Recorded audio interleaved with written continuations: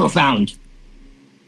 Reality is a simulation, and Jesus knew it, and he tried to warn us, but the church erased it. Sound crazy? Well, then ask yourself this. Have you ever wondered if everything that you see, everything you touch, could be an illusion, a hologram, a simulation, a cosmic deep-sea?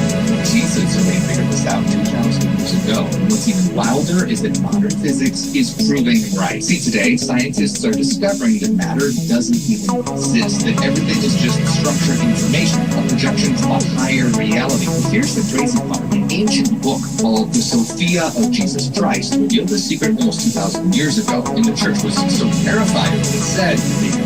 So if this world is an illusion, then who built it? And more importantly, how do we escape? And by the end of this video, you'll know. The Sophia of Jesus Christ is a book that was likely written in the 1st or 2nd century CE, and the church was not happy. They tried to control all who leaked this info by banning it and persecuting anyone who had it. But luckily, it was discovered in 1945, buried near the tombs of Egypt. And in this book, Jesus appears not in the flesh, but as pure light. But who is the Sophia in the Sophia of Jesus Christ? Well, Sophia is the Greek word for wisdom. So this book is called The Wisdom of Jesus Christ. But Sophia is also a goddess of pure light, more powerful than the God of the Bible. So we'll get to that soon. But first, what exactly does this book the church feared so much actually reveal? According to this book, after the crucifixion, Jesus' followers were basically having... I have to give him credit. Even though I disagree with the whole simulation, his idea of the simulation is a simulation based in consciousness, and that is really just terminology at that point. And his understanding of this text is pretty damn good.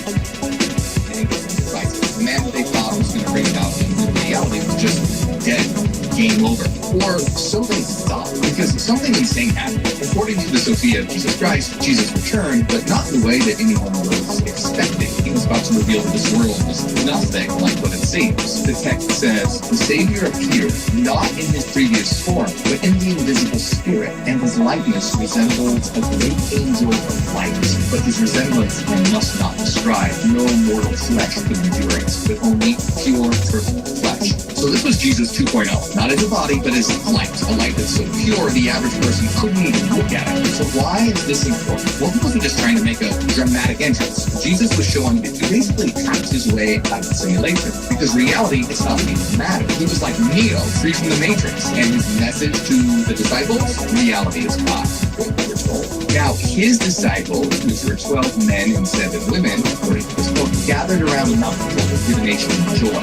And they were confused. They had seen Jesus die, but here he was, like an angel of light. And they weren't asking him about love thy neighbor, fish and loaves, or turning the other cheek. They wanted the answers. So they straight up asked him, what is the underlying reality of the universe? Now, hold on for a minute. Pause. Do you notice something different here? This isn't the Bible story they tell you in church. They weren't asking about simple moral lessons or parables. They wanted to know what reality itself actually is. And Jesus, he didn't sugarcoat it. He didn't tell them to just have faith or pray on it. Instead, he hit them with this. I want you to know that all men from the foundation of the world until now, while they have inquired about God, who he is, and what he is like, they have not found him. The wisest among them have speculated from the ordering of the world and its movements, but their speculation has not reached the truth. So Jesus was saying that no one is profound. Greatest philosopher, not the holiest priest, not one of my favorite texts. One of them. The universe after one ayahuasca trip, because they've all been looking at the wrong place. But Jesus wasn't trapped like them because he wasn't from here. He tells them, I, who came from infinite light, am here, for I know him, light, that I might speak to you about the precise nature of the truth.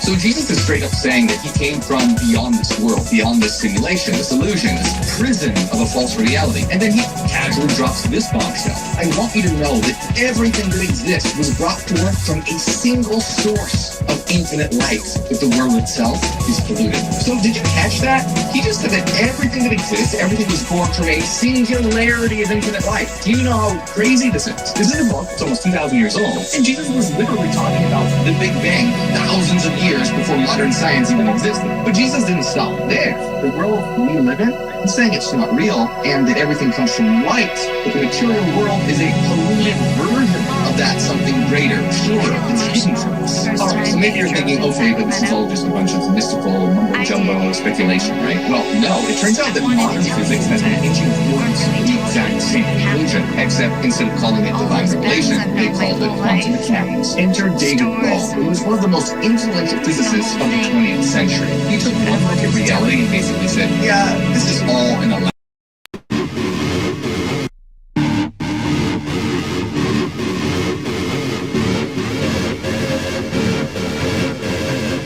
I mean, Spigoli was like Spurgeon, so I didn't know if that's what you wanted me to talk about. Should we support Zionism? I'm kind of lukewarm on the issue, to be honest. I'm good if you do, I'm good if you don't. Not really a deal breaker. I think the Mossad are some pretty cool people to have on the side. What is the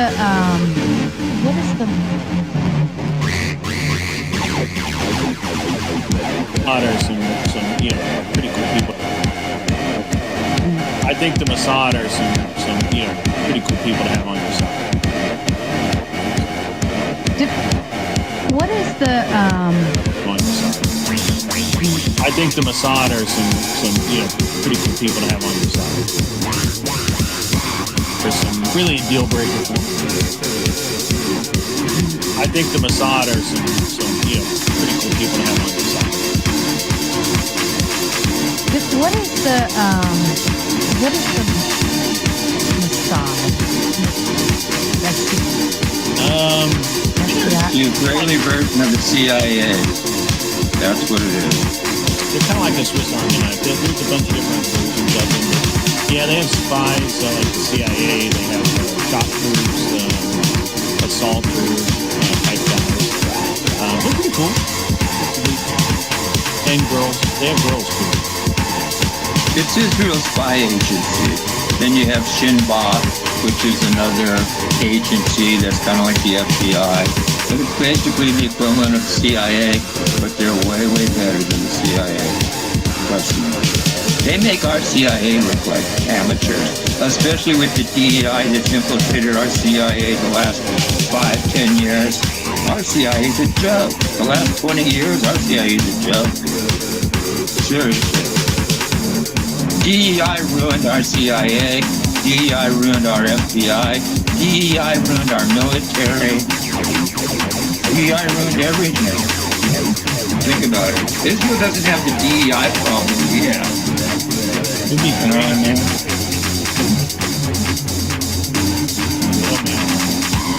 So, Sarah, what's your take? Like I said, from a Jewish standpoint, we don't really care whether you support us or not.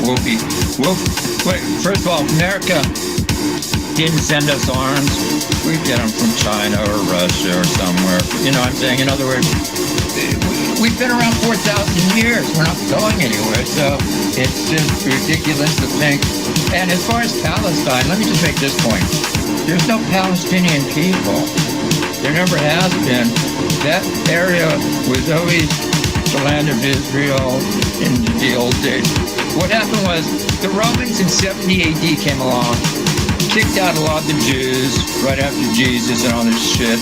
They kicked the Jews out of that area and renamed it Palestine after the Philistines, which were an arch enemy of the Jews. In fact, David and Goliath, you know that story?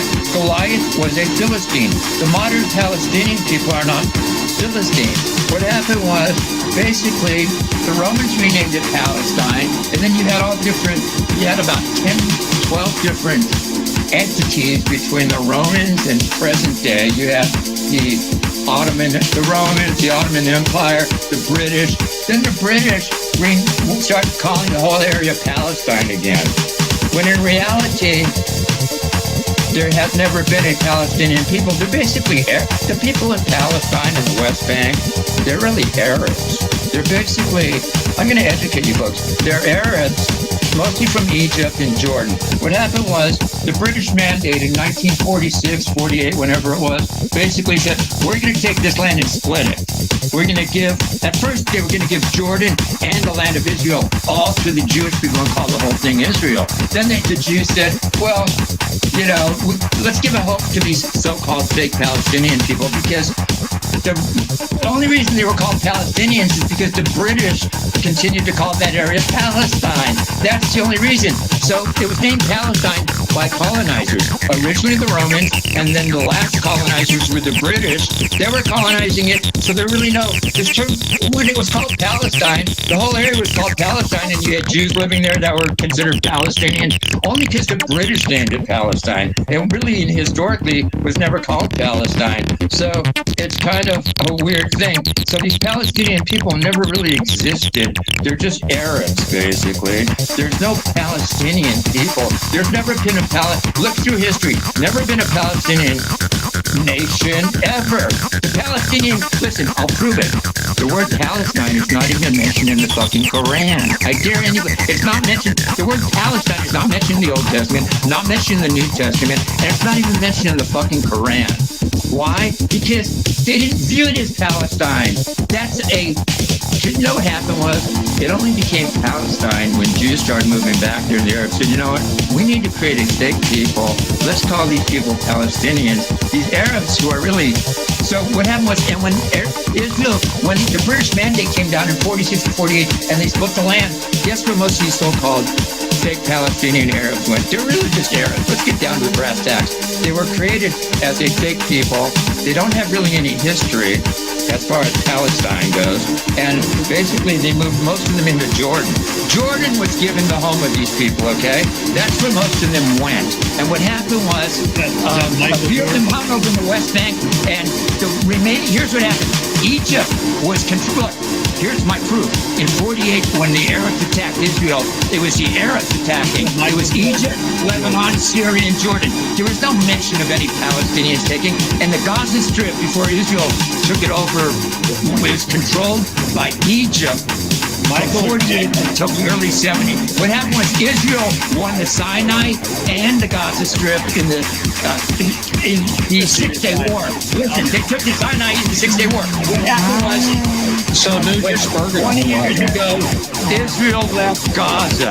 In 20 fucking years, these people had 20 years to get their shit together. They've got 25 miles of pristine Mediterranean coastline, and these sandblacks, as I call them, they had 20 years. They could have built the next fucking Dubai there. But they spent 20 years and all these billions of dollars tunneling underground, building like 300 miles, 300 kilometers of subway, fucking terror tunnels.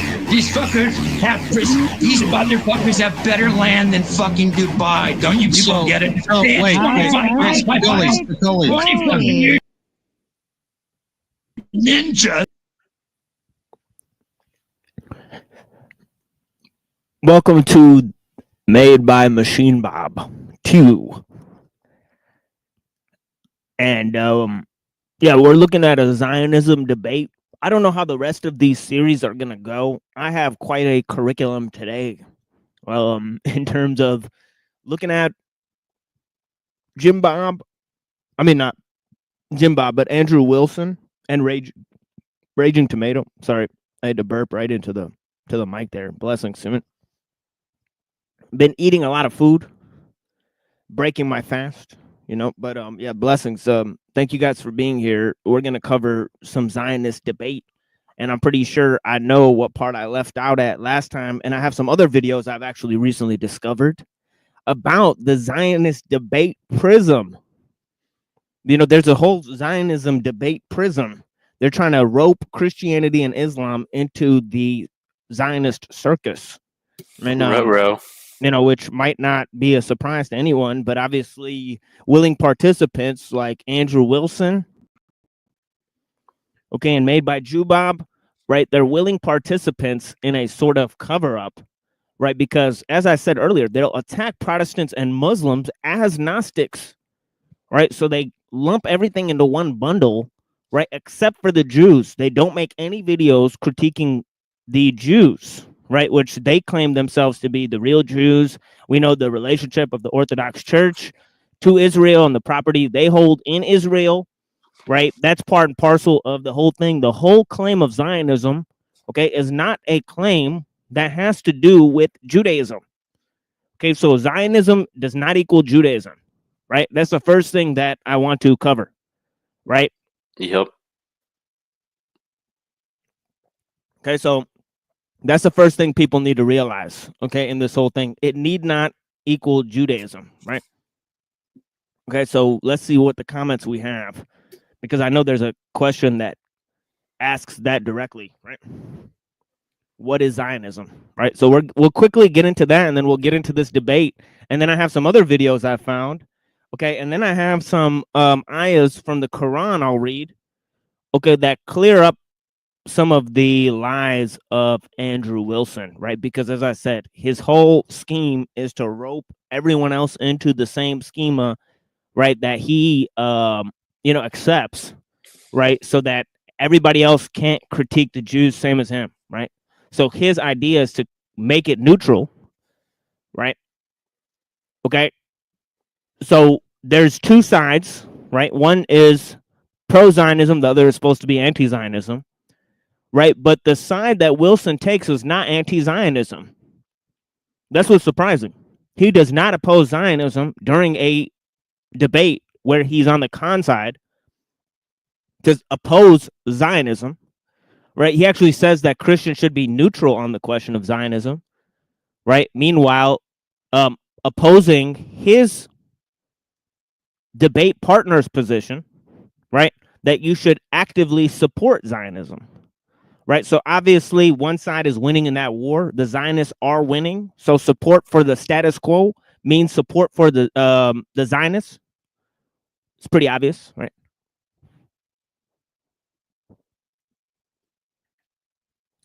Blessings, Godheart. Blessings to Bear Jew. Blessings to Lizard Tree. Okay, Dogma Free. What's going on? Okay, okay. Yeah, kids tunnels. Yeah. Zionist, yeah. Jack Talcott, blessings, sir. Chris, blessings to you. Dogma Free. Peace. Brethren. R. Paul, blessings. Okay. Bill Hicks. Okay, blessings, sir. Okay, we got our Australian buddy here. We got Poon Cooter in the house. That is a very odd name, sir. But I guess we'll just let it slide. Poon Cooter. All right. So this whole question, where did it go? Wait, where did Lizard Tree's question go? This is really odd. Oh, I thought it deleted it. Dogma Free. How can you tell if somebody is a Zionist? Real question. So we'll let Reddington come in. Blessings, Reddington. Thank you for joining the panel. What's up? Yeah, what's up, homie? Not much. Yeah. But Zionism. Okay, Zionism, okay, has many different shades, right? Now, the whole idea of Zionism comes from the Kabbalah, right? And the ideas of the Zohar, right? That the Jews are continuing suffering, right? Some of the ideas there is that the dwelling in the land is more important than all the commandments of the Torah, right? So this whole idea that dwelling in the land is one of the political projects of the Jewish religion, right? And the Holy Land is part and parcel of the faith, right? Now they confirm this, right? In Isaac LaPerriere, right? He had a sort of pre-Adamite theory that figured into the occult, right? Where certain races in the world were sons of Cain, right? So we have the so at bottom in the racial idea, it's a racial theory, right, about the tribes of Israel, right, and who the people are that are going to be saved, right, and who the people are that this land belongs to, right? Okay, now in the theory, right, they have an idea of the sons of Ishmael, okay, and the sons of Esau. Okay, sons of Amalek, right? Okay, and this has used to represent the Roman Empire,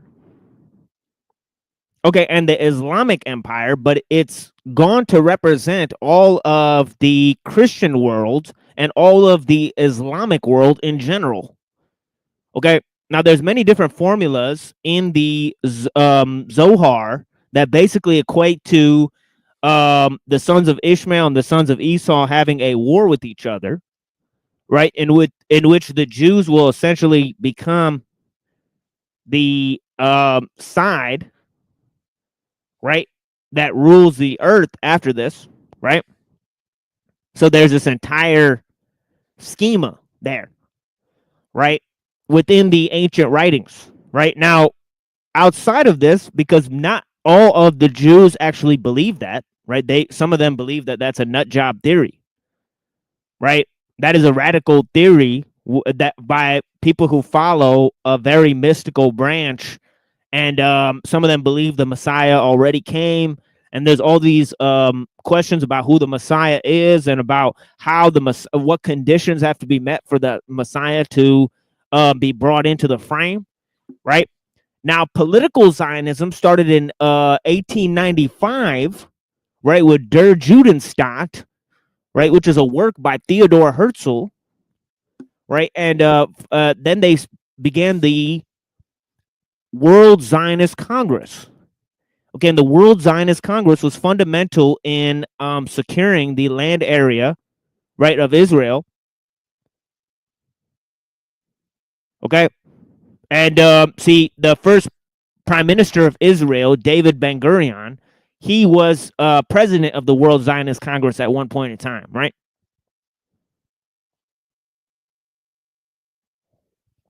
Now let's talk about Herzl himself. Herzl himself was basically an atheist. He was not a religious Jew, right? And he thought that Christians should support his project. He actually went to Pope Pius, right? And actually tried to enlist the conversion of Jews to Christianity, right?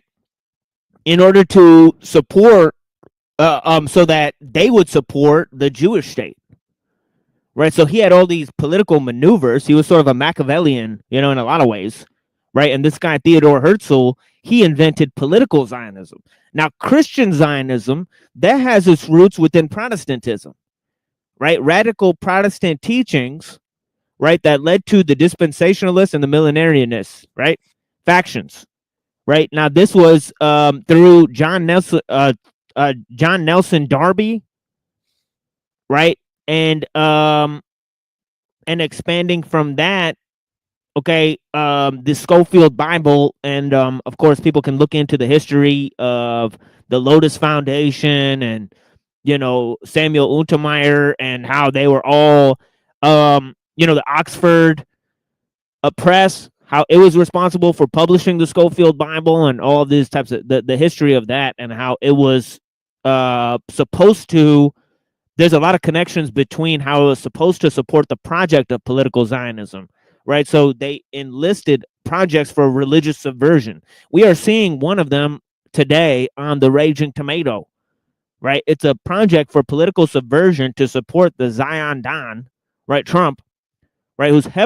Who's bailed out by the Rothschilds, right? He's heavily supported by Zionists, right? He does not claim himself to be a Christian, right? So the active support for the Zion Don, right, in the background, the neutral on the issue of Zionism in a public debate, right? So for all these reasons, we'll say Andrew Wilson is a Zionist cuck, right? And we'll go on to explain through this debate. We already made one part of this, made by Machinebob 1.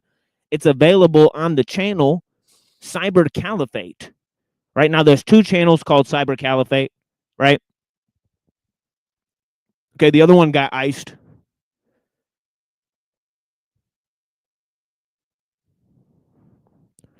So this one here, okay, here's a link to the Cyber Caliphate channel. Okay, and if you look in the live stream section, you will notice Made by Machinebob 1. Okay. So yeah. And I'm drinking some apple juice. So let's get into it. I mean, blessings.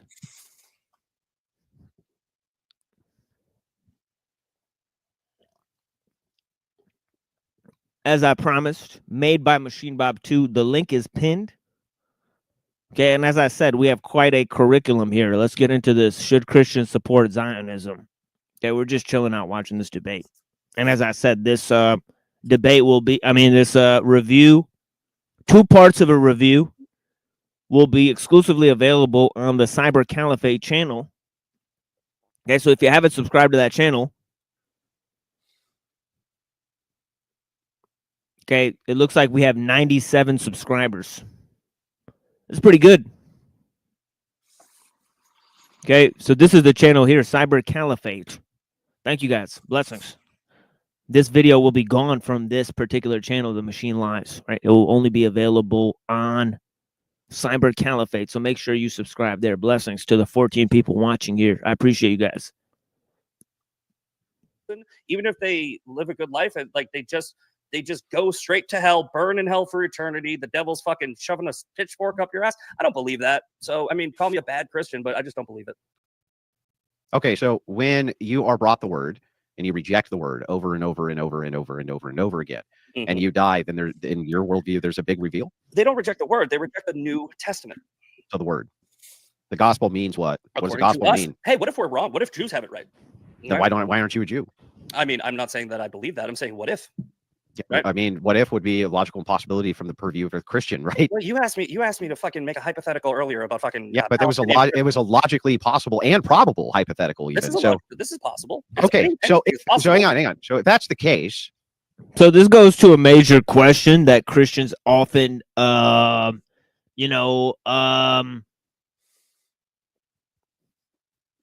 sort of debate about, right? There's a lot of Protestant issues, right? I think it's sola scriptura, sola fide, and I forget what the one is that's about if you're saved, once saved, always saved, right? So there's this aspect of Christians, right? So some of them take the radical view that once you're saved, you're always saved, right? And so what he's saying is how do you know that your salvation or your choice of salvation is the correct one, right? Okay, now in Paul's epistles, right? Now obviously we read, not everybody who is from Israel is of Israel, to paraphrase, right? Now there's probably many different translations and versions of that, right? But yeah, it's something to the effect of, not all that call themselves Israel are of Israel, right? So the whole idea there is that there's people who externally profess to be Jews, right? But they actually don't follow God's commandments or actually care about any of the law or actually care about what salvation is about, So there's also the passage about the synagogue of Satan, right? But now to reverse that, right, there's also the idea that Christians have the Old Testament, right? They preserve the Old Testament and they believe that the Old Testament, okay, is basically the word of God and that Christianity is a continuation of the Old Testament, okay? Now, in that way, okay, they take a step beyond, okay, Muslims, because you might say that Muslims follow some of the laws that are mentioned in the Torah, right? So Muslims may, because once you institute Islam, you have to institute the law, right? Okay, but Christians have the book, the Torah, right, which is the holy book. All right. So that's interesting, right? Okay. Just want to quick, maybe clarify that sola gratia is Sola grace, gratia, okay. grace alone, but that not necessarily mean unsavable. save, always saved. It just means you're Okay. saved by God's grace alone and not by any merit of your own efforts. Yeah, there's 4 of them. So we got 3 of them: sola fide, sola scriptura, sola gratia. What was the other 2? There's 5. Solus Christus. So Yeah, Christ alone. yeah, Soli Deo Gloria. So God's glory alone, I guess. yeah. So I mean, maybe he might have clarified what kind of Protestant sect he's in. I think this guy's a non-denominational Christian, right? But yeah, Yeah, blessings. he was saying he's non-denom, but like a Baptist or some nonsense. It didn't make any sense, so go figure.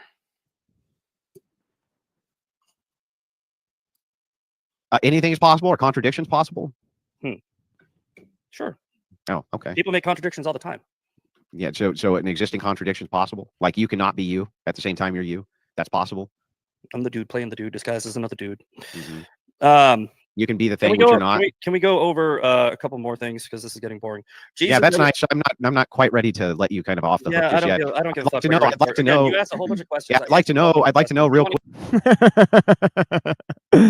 He tried to frame all these deep philosophical questions to try to throw him off. Yeah, he did this in the debate that we had too. He abandoned ship at the end and starts asking about laws of logic and all this. So it's funny that the guy didn't sort of kowtow to his agenda there. Yeah, kudos to him for that. Yeah, he said, yeah, I'm a guy playing another guy. This guy's another dude. Funny. I mean, kind of sounds like, Jesus, right? Weirdly enough. But, yeah. Quick.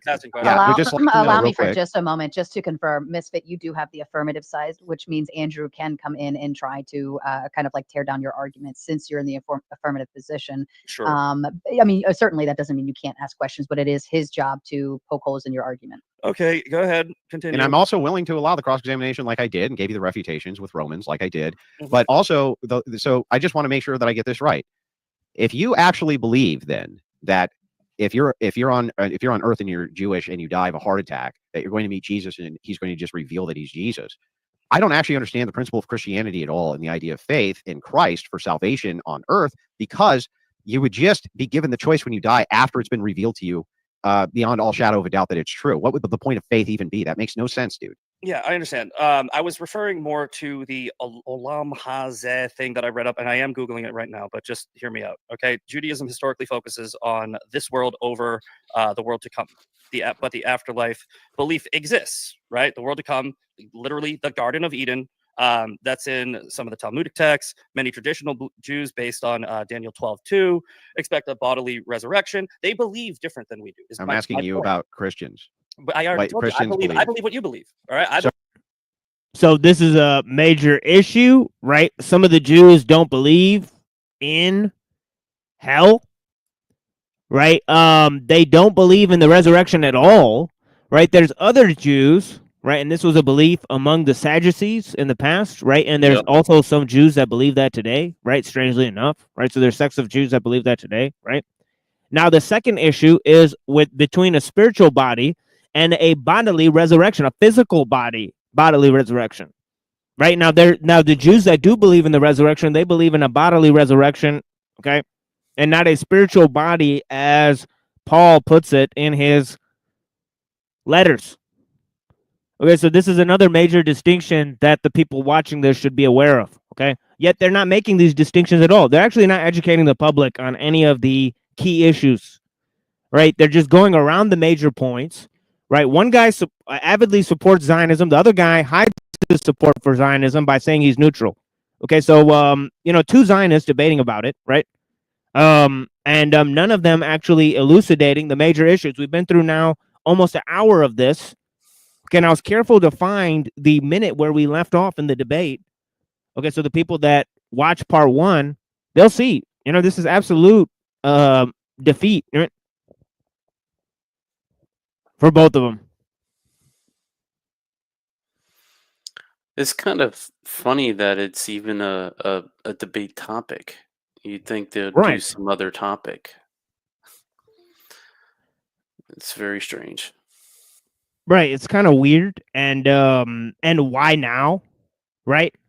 After all this, right? Exactly. After you support Trump, right? There's all of this now, the Nazi sort of explosion of people's, going wild and saying, you have Myron Gaines and all these weirdos, right? That are obviously trying to bait people, right? I wouldn't be surprised if Myron Gaines and people like that work for the Mossad and they're trying to see who is against the Jews, right? That's And definitely one of their tactics. Yeah. yeah, so Trump definitely probably has this project. So all these stupid morons that are saying, "Oh, you were giving all this free speech," yeah, keep on cucking to the Zion Don because you get free speech.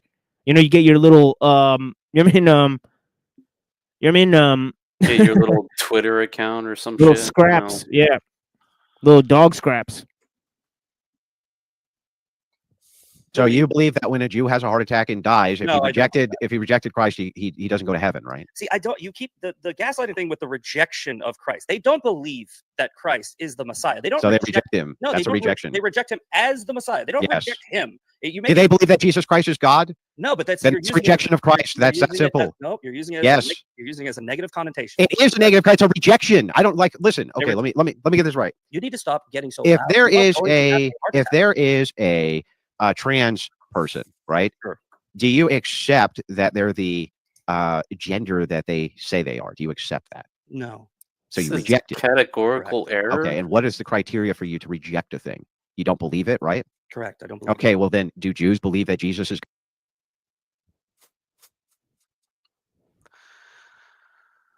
It's just being totally obtuse and inflammatory at the same time. Yeah, comparing a Jew to being a trans. Yeah, this is what we're getting here. I mean, Sad trombone. we got the homie here. Blessings. I mean, hopefully I don't get porn bombed. Yo. It is what it is. Yeah, what's up? Yeah, I might get porn bombed. You got good. Hopefully, it's that seems to be Snap going Food around Snaps. lately. Yeah, no, I think this is the homie. Yeah, but somebody could have still made an account with the same name. But yeah, it is what it is. But yeah, True. we'll figure it out. Hopefully, his internet works. Yeah, if we do get PB'd, then it's working. That's all I have to say. Right. It's working. They're definitely watching for sure. Yeah, exactly. It's God. They don't believe he's God, but they believe. Then they reject him. You see But how that works? they Basic believe logic. I just dog walked you through it, bro. Very Yeah, simple. but they believe in Jesus, right? They believe what about Jesus? They believe he was a real person. So what? Okay, so they don't reject him as Atheists believe that Jesus was a real person, so they don't reject him. Sure, they do. They're here. Why is Andrew skirting around what it says in the Talmud about Jesus? Okay, it says he's a magician. Okay, it says he's going to be bathing in excrement, and it says that he's the son of a prostitute. Okay, that was impregnated by a Roman soldier. Okay, so let's just get over the sort of games that they're playing here and address the real issue and the real hatred for Jesus. The hatred for Jesus. Okay, let's get to the hatred for Jesus that they have. All right, and they've already selected many of them, including Rabbi Schneerson, the guy, his son-in-law. Okay,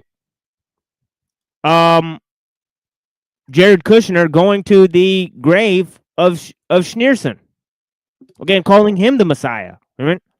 Wait, Kushner is his son-in-law? What'd you say? Yeah. Dang, bro. So he said, I'm proud to have Jews in my family.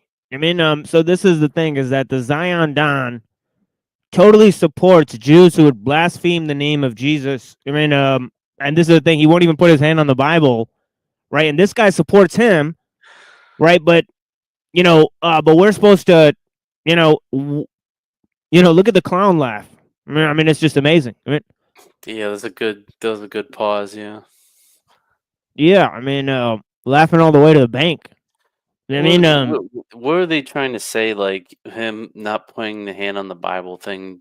They're saying, "Oh, that means he was definitely still the president, not Biden or some shit like that. Oh my gosh. You know, Yeah, they they're found a way trying around. to cope with that or some shit. Yeah. Yeah, blessings to Jessica. Look, we're talking about two different things. Okay, you're saying it in a negative connotation. Well, it's because I've never look. I didn't watch any of your debates. I didn't realize how much of a fucking Did cartoon he character break you are him? and how much you. Yeah, I wonder if he would laugh at the Talmud if it was quoted now. I mean, what did the Jews actually think, right? What did some of them actually think, right? Why isn't this guy addressing or this guy addressing? And this guy says, "Oh yeah, if Jesus just showed up, the Jews would believe in him." Prove it. What are you talking about? I'm talking about Misfit Patriot. What is he smoking? That he lives in a world that he's so dense that he believes something like that. Like what? He's very wishy-washy, it seems like. Yeah, he's like, yeah, see, this is how these people are. At least Wilson will put on a front that's sort of concrete, you know. We can see that he's shilling for Zionism. But this guy, he's like all over the place. In my opinion. Self-fucking masturbate on these debates. Right. You literally anytime you yes. Give me the cope. Yes. Give me the cope. Yes. Yes.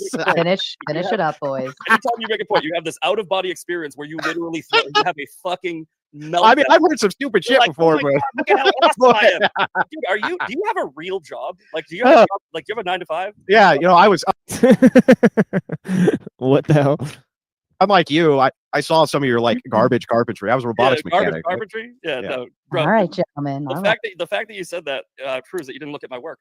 But I'm asking, do you have Light a real up job, that or do you cig. smoke and talk to fucking hookers online all day? Do Well, we I mean, want right to? now I'm smoking and talking to someone way less smart than the hookers I talk to. Oh I'm boy. serious. No. All right, no, gentlemen. because Do we it's want to? behavior. We can ad hom and throw mud at each other, or we can get back to the topic. It's just up hilarious. to you. He's a fucking It's up to cartoon you. character. I don't know. You're the one who seems to be seething pretty hard right now, bro. I'm not, man. You I'm seem very perfectly upset. calm. You just had a fucking another meltdown for the 15th You mean time. I laughed at your stupidity when You you laughed. said, Wow, great debate, guys. We're getting paid to support the Jews. Okay, this is exactly what this is. What a fucking absolute clown show. Good lord. Why don't they just come out and say that they're both Jewish? Because this is what's going on. They should just come out. Different things, and I mean, it seems like it's like, it can mean several different things to different people. What does nice mean to one person? Exactly. According to their values, you know. Yeah. Now, what do you got going on here, bro? You got that? What are you wearing, bro? You dressed like a Jew. Whoa. Sorry. Are you dressed like a Jew here? What's going on? What? Why is this Jewish? I'm wearing a pea coat. We had church service Where's your earlier. little curls, bro? You know, my wife said that too. She was like, "Where are your curls?" Yeah. That's never gonna get old. Yeah, by the way, go and check out Toilet Bowl Bert's weak ass show that he did with Grace Thorpe, where they critiqued Andrew Wilson by talking about his wife and how manly she is. And this is the type of level that these people are on. Chitter chatter about people's family, lowbrow humor, insult comedy with somebody who online got famous for staging a pedophilic relationship with their own father. Which is just an insane thing. You know what I mean? Is EBT watching this? With his family? Very strange optics there. That they promote stuff like this and they have families. A bunch of fucking sickos. And they're supposed to. So we're supposed to take Grace Thorpe's advice on family and all this stuff. Come on. So these people need to grow up. Promoting this type of trash, sexual degeneracy, and then claiming that they're higher Christians than other people. That's also stupidity. Okay, so watch Toilet Bowl Bert's disgusting fucking show. Where it's absolute trash commentary, and stupidity for more than 2 hours. I want to say 1st or 2nd Corinthians is the verse where it says, "Don't compare each other with each other." It's right. Vanity, basically. Right. Vanity stream. That's not a rejection when you reject that You did- Jesus Christ is God. You did what children do. All Mm. right. Like you. What like is you look what do you at think? Sport of What do you Gold. think blasphemy of the Holy Spirit is? But you know, the real thing that they don't want you to do is attack the ideas. You know, they have they actually pay people to make videos attacking their family and stuff so that they could promote themselves. Okay, this is how stupid you people are. You might as well go and work for them. And right, they don't want you to attack their ideas, something that you're too fucking stupid to do. Right? So that's the thing, is that every time you show up, you don't even know the 10 Commandments, and it's a fucking clown show. I mean, right? So I'd like to see you go up there and debate Zionism or the Bible, right? But absolute cuckery on every single topic known to man, and then Sabbatean viewpoints, okay, supporting accelerationism. Right? So we got to get wise to what's going on. There's no actual critiques of these people out there on the internet. Why is that? Why is that there's no elegant critiques of Andrew Wilson on the internet? Very strange. It's highly strange. Very strange. There's highly suspect. Hundreds of clip channels supporting and promoting the commentary on other channels, reviewing and supporting, promoting the shows. Okay, no videos critically analyzing the views and opinions and exposing them to be what they are. Zero fucking shows. Yeah, she did. She was kind of a piece of shit when she spoke to that fellow, you know, who's really one of the greatest journalists in our time. I mean, I have yet to find good, like, journalism or commentary on key issues. You know what I mean? After he passed. I mean, and that's very sad that there's not that many people doing things. And of course, Cuckbody Outline, you know, he's now making commentaries on leftism. Okay, all of a sudden he got up and he hates leftism. Right? Bunch of stupidity. I mean,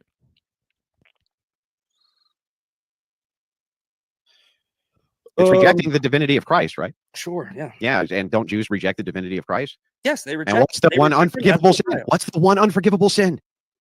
I'm sure Blasphemy against the Holy Spirit, bro. Mhm. Come on. Are you about to do another thing where you woohoo? Come on. Like, how fucking hard is this? All right. The scripture doesn't explicitly say what the blasphemy of the Holy Spirit is. There's like an instance where they were saying that Jesus was casting out devils by the power of Beelzebub or whatever the name is, and that's where the context of that unforgivable sin is. So I'm not sure how you can equate that to just simply rejecting Jesus as being God. That's more of like, I mean, maybe someone would say it's splitting hairs or something, but that it's not.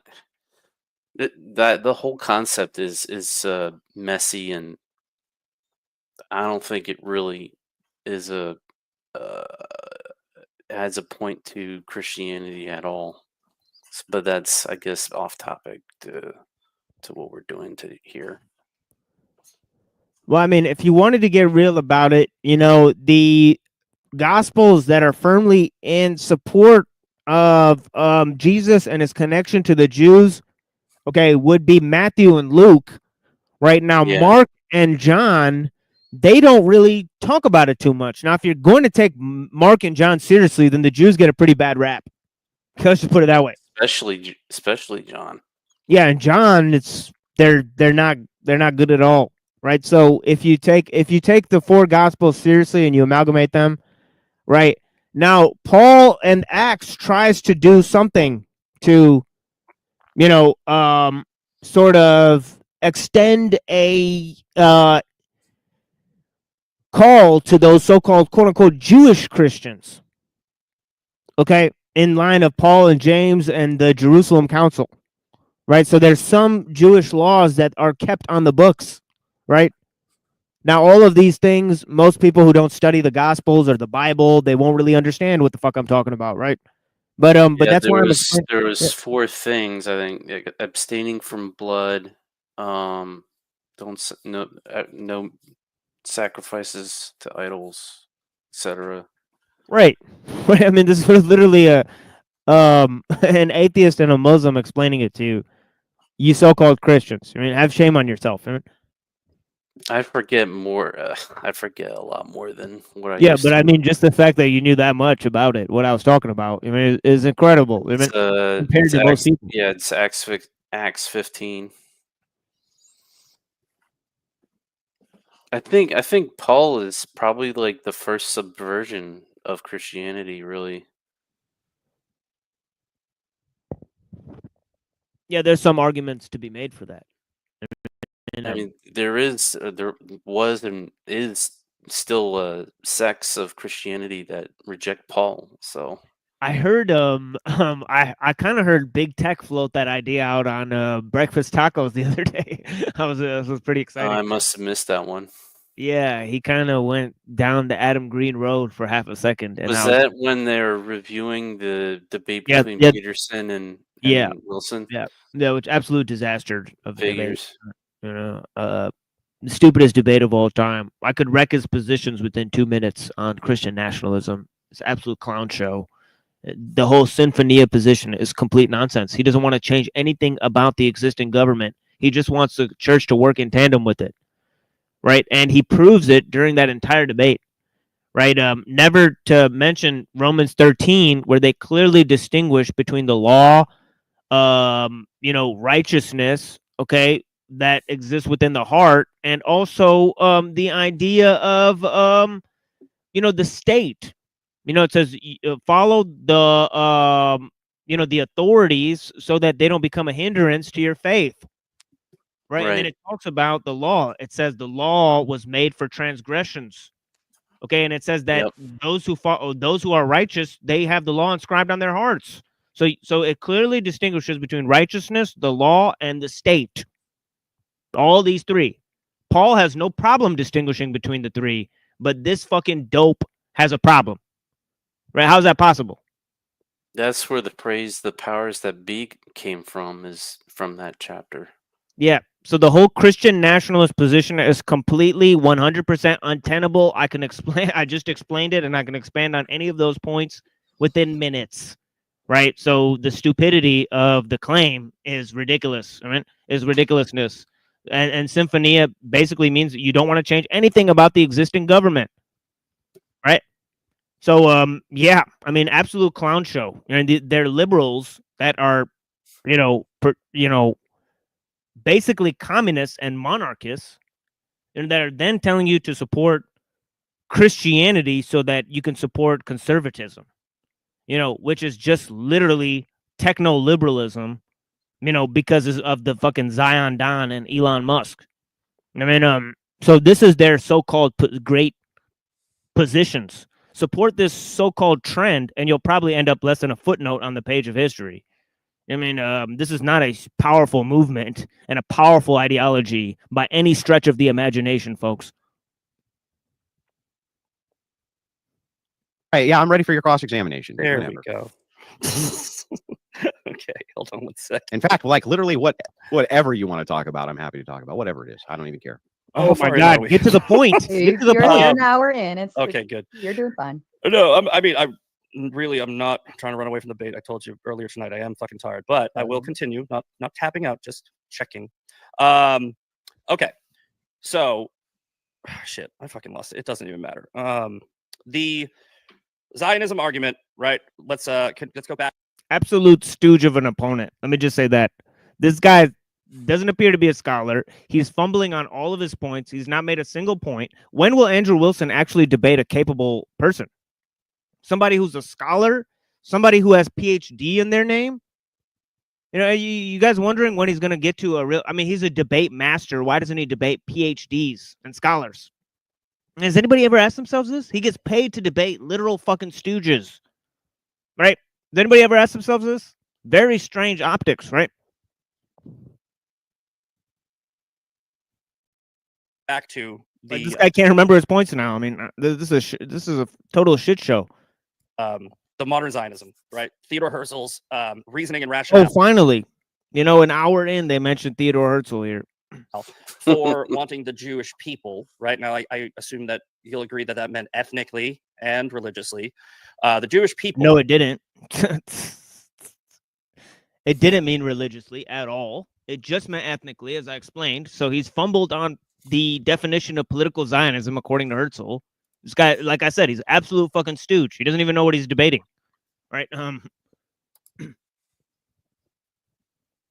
To have a safe space, essentially, a place where they were no longer being slaughtered and persecuted. And he came to this conclusion after seeing he was against Zionism, and he. So this guy's just making up what Herzl said at this point. I mean, what a weird way to, go. Right? You could look up on Wikipedia and figure out that Herzl did not support any sort of religious form of Zionism. Right? He was a political Zionist. Right? And I made the distinguishment between political Zionism and the other type, religious Zionism. Right? And yet he's putting in the ethnic. He's saying it's ethnic and religious Jews. That's nonsense. Herzl never said anything about ethnic or religious Jews. Well, right? Maybe he's confusing it with the form of Zionism today where they use the religious Zionism as an excuse to do the political Zionism. So maybe he's getting confused. I don't know. He's all over the place anyway, so. Yeah. Yeah, I mean, Herzl was not an ethnic Jew. He was a Jew living in Switzerland. Okay. He wanted a political home for the Jews. Okay, a general group. Okay, that's not really religious or ethnic. You know what I mean? But he felt that this was a political move. Okay, that he could make in the modern world, right? And it's highly questionable, right? But he thought the goal of such a state would be capitalism. Okay, he was a, as they say, a secularist, right? Anyways, and that's why today the modern political project in Israel, okay, it follows the design of a secular state. Although, according to people like Solzhenitsyn, right, it should not be put into the Western style secular governments, right, because of its instantiation through its sort of religious claims, right? But anyways. But yeah, it's a very, when somebody like Adam Green says, Judaism is Zionism, it's considered a very controversial statement, right? Then, of course, he has to say how the Torah is a book of Jewish supremacy, right? Which Christians and Muslims will never accept, right? Okay. Now, Muslims may tacitly accept it because they claim that the Torah was changed by the Jews, right? Something that we'll get into in due time, right? But the Christians who accept the Torah as it is, they simply claim that the Jews misinterpret the Torah, right? So, okay. To a rationale that there was no way that these people wouldn't be hated forever. And I think that you would also agree that they have been hated and persecuted. You've already said that you agree with me on that. They're the most persecuted people. So Christians, being loving, tolerant people, right, I believe should support that modern Zionism theory, right? Of, hey, just as a good Christian, I don't want to see a fellow group of people being slaughtered, persecuted, and what have you. So would you agree that at least that theory is something that Christians should accept or support? Yeah, so I addressed this in argument too. I'll address it again. Christians should support Zionism because Jewish people deserve a homeland. That's the argument that you're currently making. I addressed it in my opening statement. While it's not a fallacious argument, you would then need to apply this to every other group which exists in order to be consistent, which would include Palestinians. So let's say for a second that you're right. And granted, I'll explain. I'll explain. Let me just, why would you have to? Because otherwise you wouldn't be consistent. I'll explain. I'll explain why. Okay. So that you understand. Yeah. So right now, do you consider that Israel is a powerful nation in the Middle East? Yeah, I guess, yeah. And do you consider that Palestinians are not? No, I don't agree with that. I think they're very powerful. Are more powerful than Israel?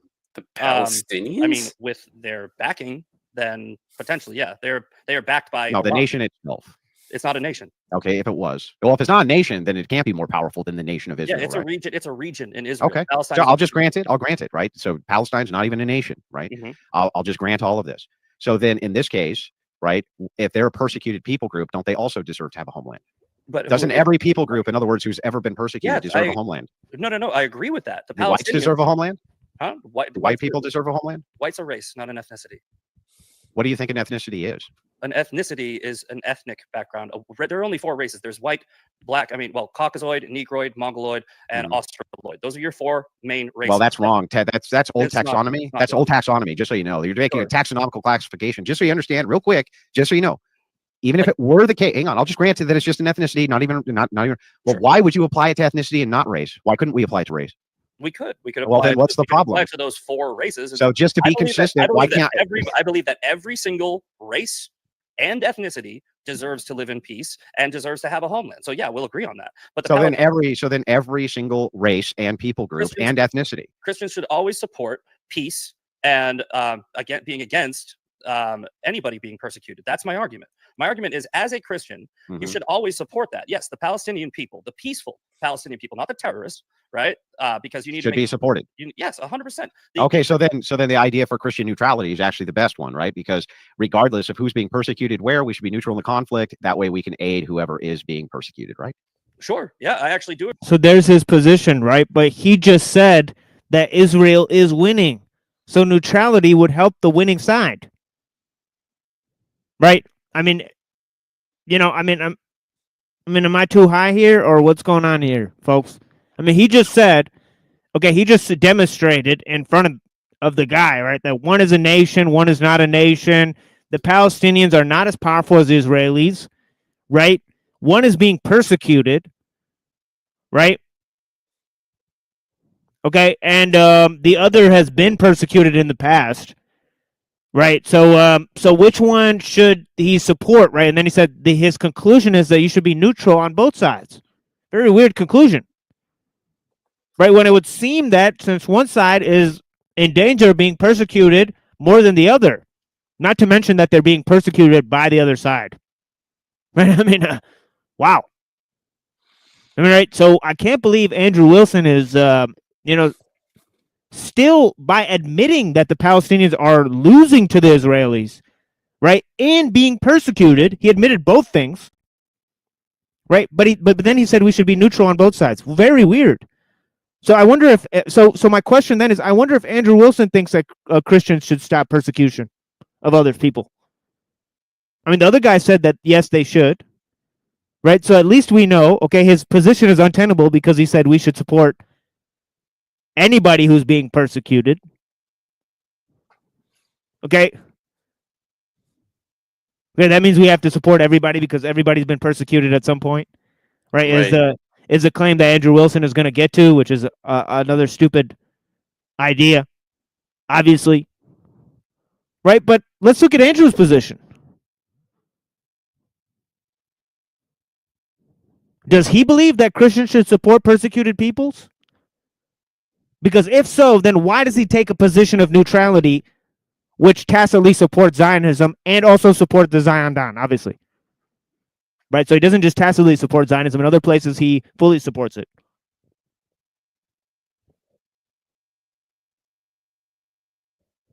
Yeah, exactly. I agree. We should aid the people that are being persecuted. Now, Well, then that's not making an ought claim for why Christians should support Zionism. It's just making an ought claim that Christians should support all people groups everywhere for having a homeland. These Zionists are currently the ones being persecuted. They're being persecuted by being surrounded on all sides by Islamic terrorists that are trying to kill them. They're trying to exterminate them. Well, So let's hang on. Let's move into. We have to do what like the medical term triage, right? Who is currently Notice that Andrew didn't disagree with that point he just made, that Israelis are being surrounded on all sides by terrorists and they're trying to eliminate them. Right? And that they're the ones being persecuted. Right? He just simply said that both sides are being persecuted. One is being more persecuted, but nevertheless, you should be neutral on both sides, which is an idiotic position and a very pro-Zionist position if you pay attention to history. Right? Incredibly so. being slaughtered. Now, this applies to the Uyghurs. This applies to the Arabs in the Sudan. Anyone being persecuted, the Christian should always support them, right? As a good Christian, you should always. It's funny in Sudan and you know, the Uyghurs. You know, the other groups are Muslims, right? So it's funny, right? Always want to help people who are being hurt by other people. I believe that that's full stop, and that applies to every single human being on the planet, right? If you are a persecuted person, a Christian should stand by your side and saying, I will be there with you. So that's my argument. And right now, the Jews, the Zionists, the Israelis are the ones that are being persecuted by a radical Islamic terrorist nation that is trying to wipe them off the face of the fucking earth. Okay. Wait, they're being persecuted by a radical Islamic terrorist nation? I thought you said the Palestinians don't have a nation. So who's persecuting them?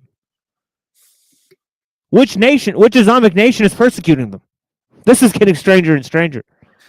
It's goofy. Is he trying to like imply Iran there or something?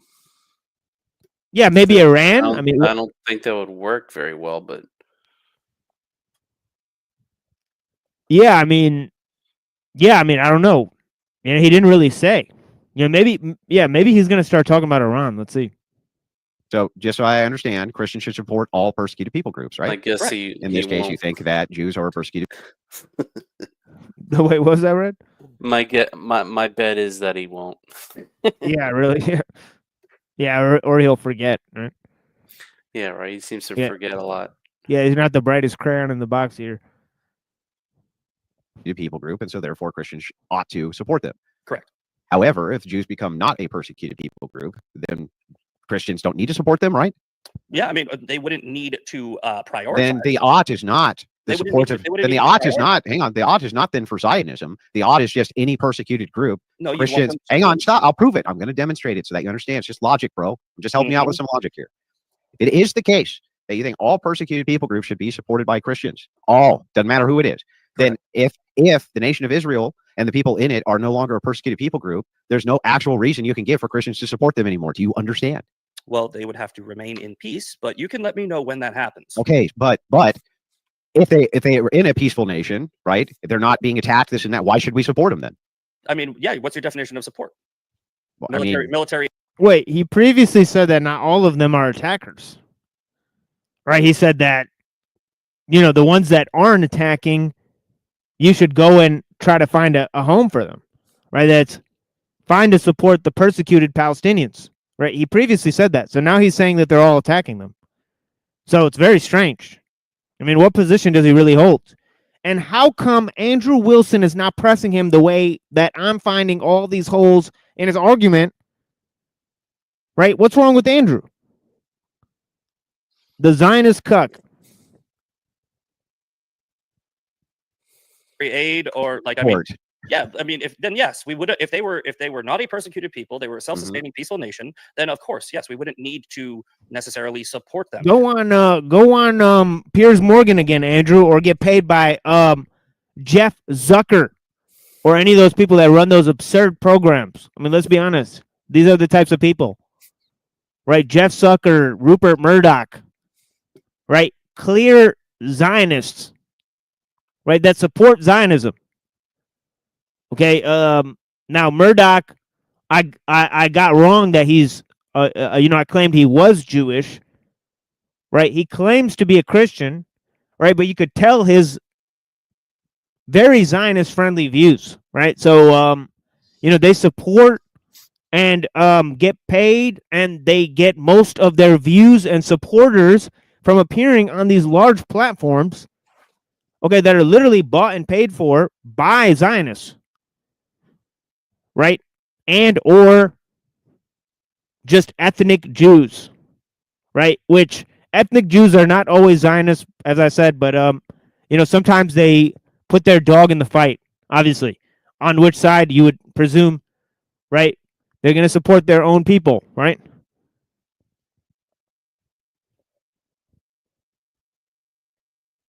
But there's no ought for Christians to support Zionism. How do you mean? I'll explain. You're saying so your definition again, of you're again using a hypothetical that is not based in reality. It's your hypothetical. But the Jews are. It's your hypothetical. Why would you get mad at it? You made up that hypothetical, not me. No, what you do is you say if, and then you go, okay, if this happens, and it's not going to, then we don't need. There's no ought for Christians to support Zionism, but the Christian here, both of them, okay, there is a support for Zionism. It's not ought, it is. Okay, they is supporting them, and they are supporting them. Okay? By saying that they're neutral, they shouldn't take sides, they should support all sides that are persecuted, blah, blah, blah, right? All of these statements, right? You can't be neutral on a moving train, folks. Right? Need to do it. Yeah, if this happens, something doesn't need to happen. But that thing that you're saying, if it happens, won't fucking happen. Because every fucking person knows that the Jews are going to be persecuted till the end of fucking time for some strange fucking reason, because ignorant fucking people like you keep on trying to fucking gaslight the entire world into thinking that there's fucking. God, learn how to speak coherently. What is wrong with this guy? Is this guy in high school? Right? This guy can't say a coherent fucking sentence without saying fucking. Good Lord. Right? This is in a debate, public debate. You know, why even call this a debate?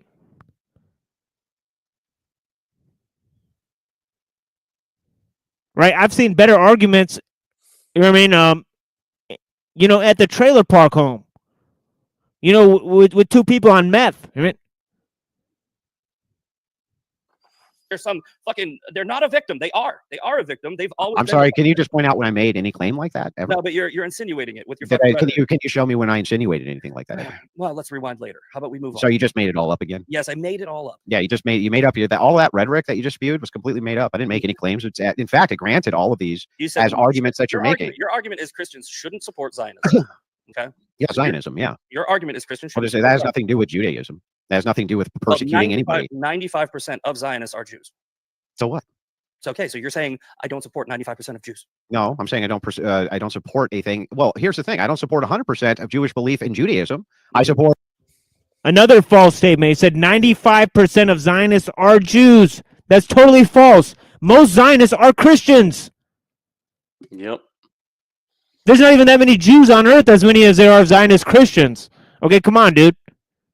Okay, Christianity is one of the biggest religions on the world, and the evangelical faction is one of the biggest sects. Okay, one of the fastest growing sects, and they have a lot of support for Christian Zionism. So what this guy stated is a total farce. Right? And what's worse is that Andrew Wilson, he didn't even call him out on it. Again, you know, just asleep on the job here.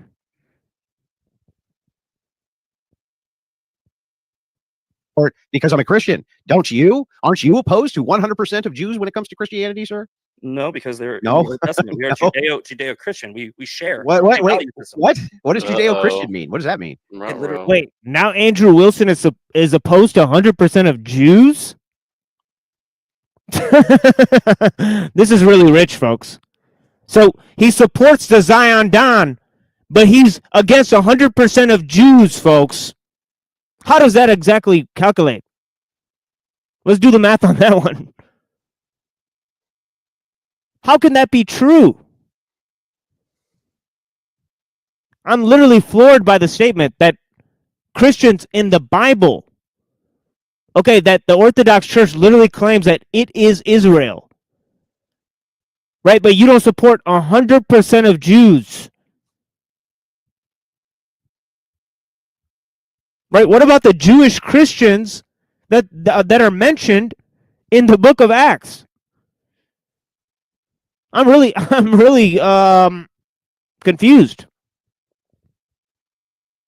Right? Is James a Jew? Is Peter a Jew? Is Paul a Jew? You're 100% against Jews. How does this make any sense? Like, can they make coherent fucking statements?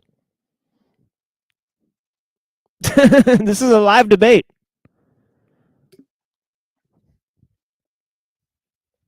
See, this is what I'm talking about. This is why I don't watch this trash. All right, because it's bubblegum for your brain. You literally get a bunch of talking points. Okay, you want to understand what's going on in the world, right? And you'll end up with a bunch of fake talking points, a bunch of fake, conclusions about who you should support, who you shouldn't support, and what you should be neutral about.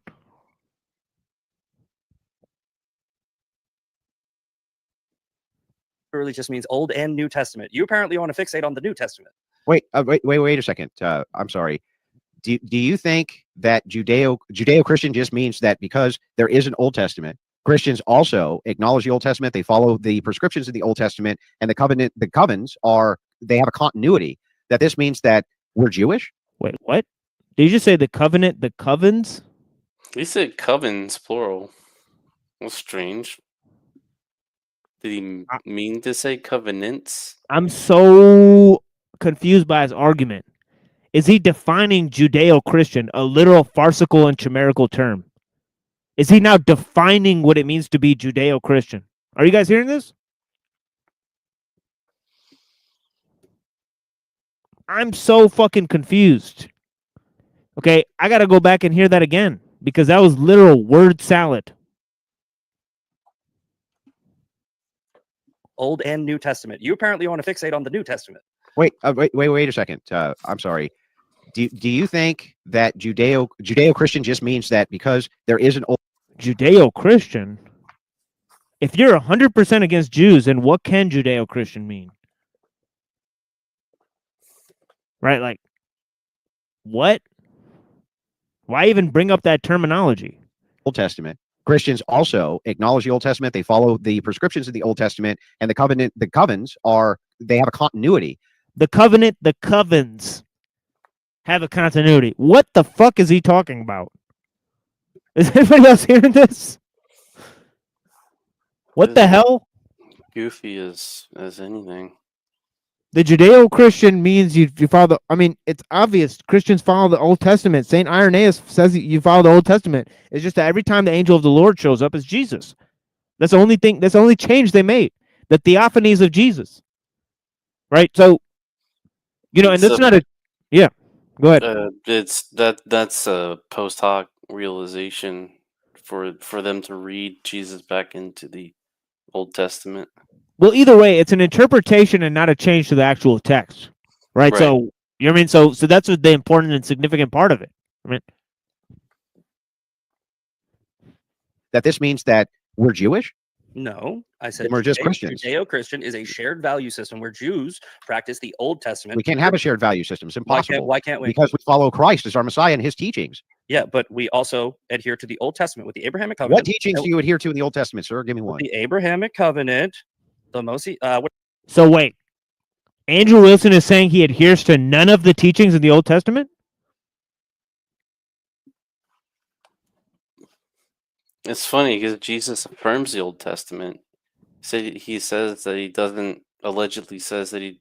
does not come to destroy the law or the prophets. Yeah, not one jot or tittle. Yeah. So Jesus I've not come to abolish. Testament. Yeah, I've not come to abolish, but to fulfill the law. And whosoever teaches these commandments is great in the kingdom of heaven. Right. Not just the earthly kingdom, in the kingdom of heaven. So not just physical, spiritual. Yeah, so I mean, that's enough proof against what he's saying here. Very strange. Yeah, what kind of line of questioning is this, folks? What is it? What's it called? I am exhausted. The covenant with Moses. All the promises God made to the Jews. We have to acknowledge those. We can't just Sorry, help me. I'm sorry. You said we have a shared ethical value structure. We do not have a shared ethical value structure. The Jews practice the You follow Christian ethics. The Jews practice the Ten Commandments. We practice the Ten Commandments. They practice them different ways. Do you understand that? Do you understand? Shared. Yeah. Okay. So then let me get this right. You have shared ethical foundations with atheists because atheists follow the Ten Commandments. Do you have a problem with the term Greco-Roman? Like, why does everybody lose their shit when you put Judeo-Christian together? It's not the idea of Judeo-Christian being there. It's the idea that you say the reason it's there is because we share ethical value structures. That can't be the case. It can't be the case. We do. I'll explain why it can't be the case. Is Jesus Christ God and Lord? Yes.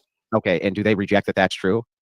They reject that he's the Messiah. Then they're rejecting the nature of God. If they reject the nature of God, then how can they know what's good? How can you know what's good if you reject They the nature believe of it. They God? believe in God the Father. What do you believe?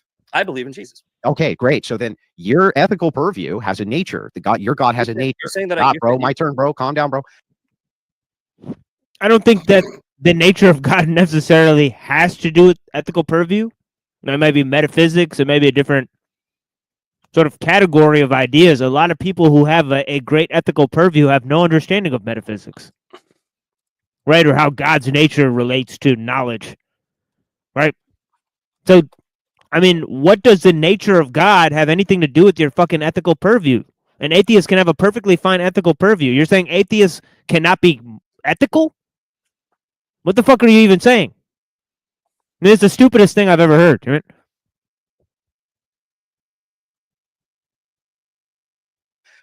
Your God has a nature. If your God's nature is different than somebody else's God's nature, then the ethical foundations in which that God lays are going to be different. Do you understand? That just doesn't even follow, right? Okay, first you have to prove to the average person that their metaphysical grounding has anything to do with their ethical purview. Right? I mean, like what? Most people are not even going to understand anything like that, right? So this is a complete farce.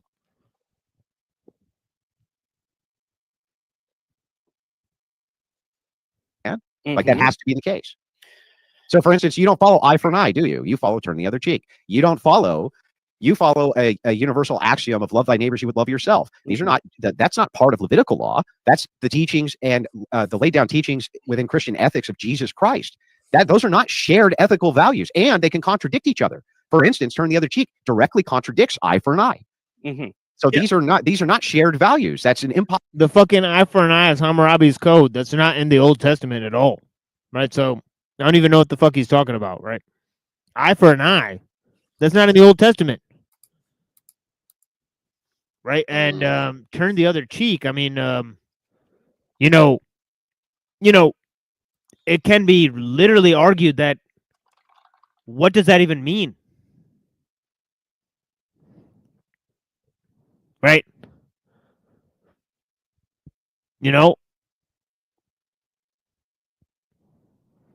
Like when he tells Peter, stops him from cutting the guy's.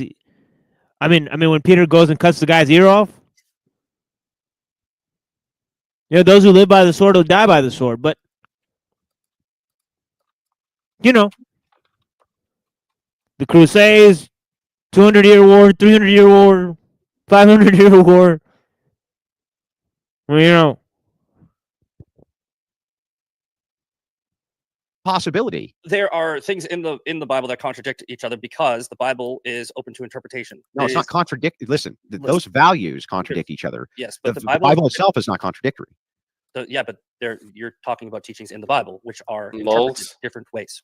Right? That's because one stops at the Old Testament and the other one does not. And so the thing is we have a continuity. Christianity has a continuity between the Old Testament and the New Testament. Sure. But we understand what the teachings and laid down teachings of Jesus Christ are and the contradictory nature of them to practicing Jews or Muslims or any other religion. Sure. So then, Brown's boy clarified. He said Andrew is trying to say that Christians turn the other cheek like him against Zionism. Okay, that makes a lot of sense. Thank you for clarifying. Yeah, that makes a lot of sense. Yeah, that solves the riddle there. Definitely. It's not a shared ethical value.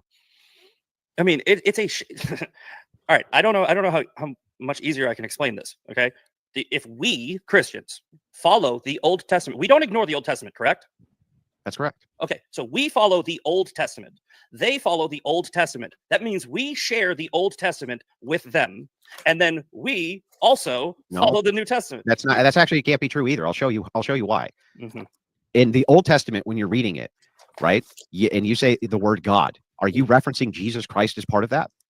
Well, no, yes. The answer is yes. And are Jews referencing Jesus Christ as part of that? No. Okay, so then the thing is, bro, if that's the case, then all of those ethical values that are laid down, all those ethical values laid down are laid down by Jesus Christ, all of them. So when you say they're shared, when you say they're shared, Mhm. okay, you're making this distinction, which makes no sense because they don't follow all of the teachings of Jesus Christ. They don't follow all of them. No, the God the Father is Jesus Christ, and Jesus Christ is God the Father. So they Uh-huh. are whether they believe it or Oh, not, praying to brother. Jesus Christ. Like they Yeah. don't. I mean, this is the stupidest thing I've ever heard. I mean, does Andrew think that Protestants or non-denominational Christians follow all the teachings of Jesus Christ? Yeah, he certainly doesn't. So, I mean, let's get to brass tacks here. Apparently believes in oneness doctrine. Right. No, Yes. they don't believe So it. our but they ethics are correct. Their ethics are not Yeah, correct. and in our So they opinion, can't. Yeah, why does he keep saying "our" and "we" here? Right? It's funny how he's a nominal Christian whenever it serves him, right? That's very interesting. Right? Whenever they do these debates, they're nominal Christians. Right? Okay. But when they debate atheists, they're Orthodox Christians. Right? But they're arguing for nominal Christianity against the atheist. They're not arguing for a quote unquote Orthodox Christian position. See these types of games that they play? Blessings.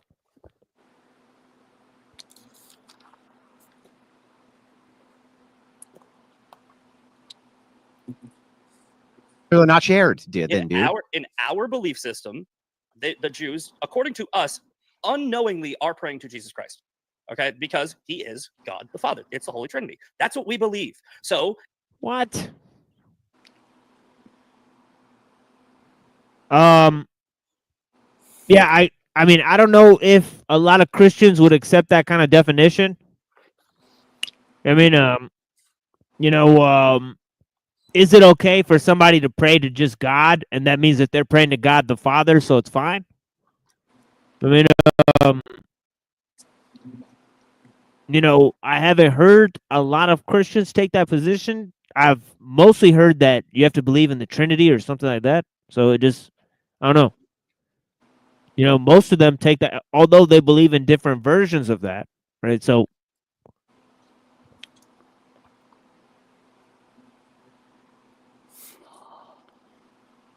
if they are praying to the same God as us, it is still a shared value system. No, Because they they're can't. praying No, to the same they're God. They praying just don't know it. they're not praying to the same God as us. They don't think they are, but they Can't. are. Well, okay, then they're not. Then they're not. They are. So you think that you can accidentally pray to Jesus Christ? Well, if Jesus Christ is God and they are Mhm. praying to God, then yes, They're praying to a different God. No, they're praying to Jesus Christ. They just How don't know can it be the same God if it has no triune nature, dude? No, they don't believe it, but they're Then doing it. they're not praying to the same God. They don't believe they are, but they are. So if I came to you and I said, there's a demon that I pray to who has all of the same values as whatever the Jews believed They're their not God praying to a had, the nature of whatever Jews said their nature of their God was. I said, this is a demon that I pray to, right? They're not praying to a demon. That's not what I asked you. I'm not I know, asking you you're if they're doing praying another to a demon. hypothetical. I'm just saying if that was the case, wouldn't you be able to determine that it was demonic or not based on the fact that if I rejected Jesus Christ, that would be what would make it demonic, right? It's the false equivalency. They're not praying to a demon. They're praying to God. Oh, and Jesus Christ is God? Correct. And they're not praying to Jesus Christ? They are. They are. They don't know they are, but if Jesus Christ is God and they are praying to him, Uh-huh. they are praying to Jesus Christ. I don't know how many fucking times I can say it. Right? They don't know it, but they're doing it because we believe in the new covenant. They don't. Okay. So if Jesus Christ is God, you got God who is Jesus Christ. He stays God and he stays Jesus Christ the whole time, all the way up through the entire Old Testament. Now, just because they reject the New Testament, if they are praying to the God of the Old Testament, they are still praying to Jesus Christ. So shouldn't it actually be Christian Judeo values then? Sure, if you really want to get Because wouldn't it be actually that the Jews get their values from Christianity because Christianity was there in the very beginning because Jesus Christ is God? Well, that's the whole argument about That's omnipotence, just right? genetic He exists fallacy of outside of some time, kind. knows everything.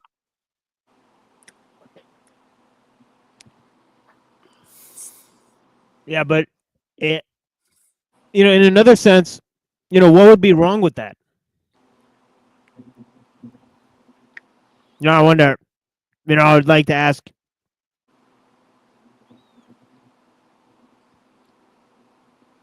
Andrew Wilson or any of his followers, what would be wrong with that?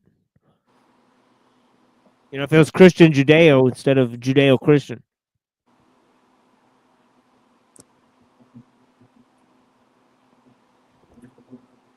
Because they have the Old Testament. everything, sees all. So this is why he forgave the So Jews. they This is took why some he already- value. he knew- So he knew essentially, so God from your knew view, this was then going to happen. Jews took some values from Christianity. Yes, God knew. But we don't share values with them. They took some values from us. God knew Jews were going to reject him, as you say, right? And he forgave them anyway. He blessed them anyway. He made the covenant with them anyway. He made promises of land anyway. If he understood all that and did it anyway, why are we, or not we, you rejecting what he fucking did? Here, I'll help you really quickly with a single question. It'll completely refute everything you just said. I'm sure it will in your mind. Do Muslims pray to the same God? Muslims do not pray to the What? So first of all, that's cheap because he's just reading the super chat comment. So has he lost his points? Like, is he really just resorting to just reading the super chat comment that's there at the bottom that just popped up on the screen? You know, it's like you're driving around and just reading the names of the stores. You know, because you're bored and you don't know what to talk to about. I mean, you know, this is the stupidest thing I've ever seen. Right? But yeah, do Muslims worship the same God? What a stupid yeah, let's see. Does he have his minions come up with arguments for him? Yeah, I mean, you're in a public debate. I mean, why are you reading the super chat comment? This is kind of you know, did you run out of things to talk about or what? Right?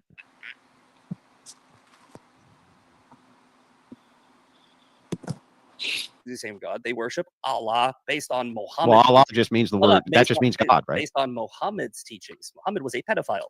Their Quran is not the same book, so it's not the same God. If it was the same book, then yes, it would be the same God. It's a different book. It's called the Quran. So I don't know how Muhammad was a PDF, but Joseph was not. Right? Certainly Joseph was a PDF. Right? And Jesus did not stop him from being a PDF. Right? Like Jesus did not say, "Hey, Dad, by the way, you PDF Mary, my mom." I mean, so this is kind of a weird take. I mean, right? But on top of that, Jesus calls his God Eli Eli. He says Eli Eli Lama Sabachthani, and Eli is the Aramaic version of Allah. So Jesus says Allah in Aramaic. So very strange that he's now saying that he doesn't cop to what Jesus says, right? Right. So an idiotic you know, argument there, and also saying that Muslims follow a PDFer. Very, very sick estimation from his part, because there's 1 billion Muslims on Earth, right? That's very disparaging to 1 billion people. I think that's a hateful comment. I mean, so I can't believe that they think that most people would support, or that for 2,000 years they would organize societies and all the men in the societies would do PDF. Like, what kind of fucking world do people live in? I mean, absolutely sick, retarded, you know, argumentation. I mean, and not even understanding that Jesus calls God Allah. Retarded. And in this book, the Quran, do they reject Jesus? No, but it doesn't matter because it's a fucking demon. Do they reject Jesus as God? Doesn't matter. Oh, so now it's a demon. Okay, so this guy's all over the place. Okay, so Jews worship God, but Muslims, who, by the way, believe that Jesus is a Messiah, they worship a demon. Okay, the Jews who say he's burning in excrement in hell, they whose God told them that, by the way, they worship the God that you pray to. How does that make any fucking sense at all? I mean, this guy's just special pleading. Blessings. Exactly, Muhammad. Exactly. It makes zero sense because Muslims actually acknowledge Jesus as the number one prophet outside of Muhammad. So yeah, this guy obviously knows zero about Islam. It's complete nonsense. That's a logical fallacy, and it just shows their complete lack of coherency in their theology. Yeah, so I haven't even heard. So Muslims get bashed in this Zionist, anti-Zionist debate, but they don't even talk about the Jews at all. I mean, so this is a very weird type of situation, right? Yeah, and very weird when you read the Talmud and other things. Right. Right, exactly, which is nothing but PDFs through the whole damn thing. And Yep. to accuse Muhammad as like clearly they've never read the Quran. Like it's absurd. It's totally hypocritical. Yeah. It's not. It's Can not. you answer my It's not question, the please? Bible. Do they reject Jesus as God? Wait. They think that he's a prophet. Yeah, they reject him as God, right? Yeah, correct. Okay, great. And isn't that the way that we can make sure that their religion is false and not true? Their religion is false because it's not the Bible. Yeah, but if they're praying to the same God that the Jews are praying to, which they claim they are. Now they're just calling it God. Oh, I think the Jews are just calling it God. No, because the Jews are praying to the same book as us. We can keep doing this dance all night. Yeah, but so are Muslims then by that logic. They're No, praying to they're the same not. God as It's not the the same Jews. book. That's what they say. It's not the same book. You're talking about a different book. It says in the Quran. You're talking about No, a no, no, reboot. You're talking listen, about I'm a telling you. reboot. It says in the Quran to follow the Old Testament. It says that there's nothing in the Old Testament that's false. But the Quran is not the Old Testament. That is a total lie.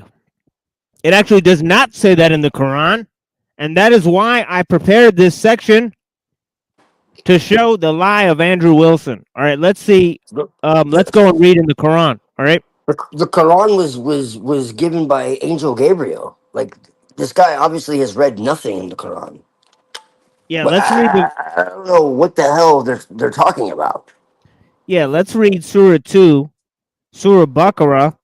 All right, about the golden calf, right? That the Jews made, right? And let's read what it says about if Muslims follow everything that's in the Old Testament, as was just claimed by that the Quran affirms everything that's in the Old Testament. That's what Andrew Wilson just said. Let's see how much he knows about religion. Yeah, let's see how much he knows about religion. I mean, that's not true at all. And they have the highest true. respect for Jesus, and they call out the Jews. So this is ridiculous. Yeah. So it says here in Surah 2, Ayah 75. I mean, it says, "Do you believers still expect them to be true to you, though a group of them would hear the word of God, then knowingly corrupt it after understanding it?" This is talking about the Jews. Then it says, "When they meet the believers, they say, quote unquote, we believe. But in private, they say to each other, will you disclose to the believers that that the knowledge that God has revealed to you, so that they may use it against you before your Lord? Do you not understand? Do they not know that God is aware of what they conceal and what they reveal?" Now check out this part. And it says, "And among them are the illiterate who know nothing about the scripture except lies, and so they wishfully speculate." Now it says, check this out, 79. "So woe to those who distort the scriptures with their own hands, and they say this is from God, seeking a fleeting gain. So woe to them for what their hands have written, and woe to them for what they have earned." It literally says that they change the scriptures with their own hands. So so Islam does not confirm the Torah. That is totally false, right? It's totally false statement. But let's get back to this total clown show. Right? That's why I think the Quran is actually closer to the truth, to be honest with you. I honestly believe that. I think there's some, when they say that things have been messed with, I honestly believe it. I think it's kind of funny where he's saying what the Quran is a word of is a demon or whatever. Right. When people like Thomas Paine would say that the Bible is a word of a demon more than the word of God. Yeah, well, I think that's true. I think that's closer to reality. He was speaking from a deist standpoint, Freemasonic standpoint, but still. Well, see, okay, not to go into a diatribe, but the Old Testament that we have today is not the same as what it was before Jesus was killed, you know? So the Judaism of today is AD. Okay, so Christianity is actually older than Judaism. This is a fact. And there are rabbis that will admit it. The Masoretic, you're saying. Right, yeah. Well, the whole thing is different. Like, the whole thing is different. It's not the same. So so basically, without getting too deep into it, there's more than one God in the Old Testament, okay? So if I'm going to be truly fair and not just say the Old Testament God is a demon. The real reality is that there's more than one God, and I can actually show verses another time and show you what I mean. So there's like some verses where the God is like asking for like sacrifices, and then there's other ones where he's saying, "Why are you bringing them to me?" And it makes no sense until you realize there's more than one God in the Old Testament. It's a head trip. I'll show you another time. Like it's there. It's weird. Blessings. Yeah, blessings. Yeah, let me get some music in here. I was gonna say more apple juice. Oh yeah. Like he's legit telling you, like, why are you bringing these to me? They sicken me. They do not satisfy me. Who told you to, who told you that that this would bring me joy? You are lost. You've gone after your god Remfane or whatever, and it's like, whoa, what the hell is this about? Because it's just like another verse. It's like, bring me these sacrifices. They smell good to me. That I savor the blood and all this other. But then there's another text and it's saying, what are you doing? This sickens me. Who told you? Who told you I wanted this? And it's like, whoa, what the hell? Is this like schizophrenic? And it's like, no, it's showing you that things have been twisted. Like it's legitimately another God in the Bible, and they translated it all as Lord. It's fuckery going on. So if I'm not trolling, that's the real truth of it. It's been twisted up. So there's a real God and a false God in the Old Testament. That's the reality. And Jesus was pointing out the false one. And this is what the Gnostics understood. This is the reality of it. It's dicey. But anyways, blessings.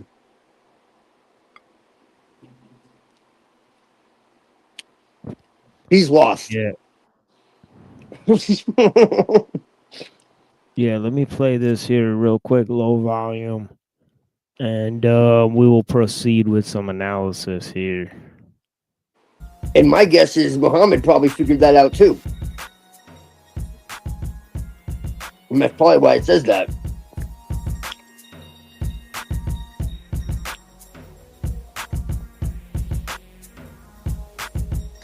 Oh, I agree. The New Testament is not the Old Testament. The Quran is not the Old Testament. And neither is the New Testament. Yes, but the New Testament is a continuation of the Old Testament. Oh, no. Well, yes, there's continuity, but you reject the continuity. You say there's two covens. Well, no, there is two covenants. He said it again. Two covens? And then they agreed. Is fixing the Old Testament. The whole damn reason the New Testament was written is because the Old Testament became corrupt. That's what people don't understand. They read that one verse where it says, not one jot or one tittle will be until this is fulfilled. Yeah, it needs to be fulfilled because it's a fucking curse. There's about 70 other verses that tell you that. It was a curse. Again, I don't want to derail anything, but there's plenty of verses to show this. No, it's all good. The law was a curse. And Jesus was freeing them from that curse. That they basically formed a contract with a fucking demon. Quite literally.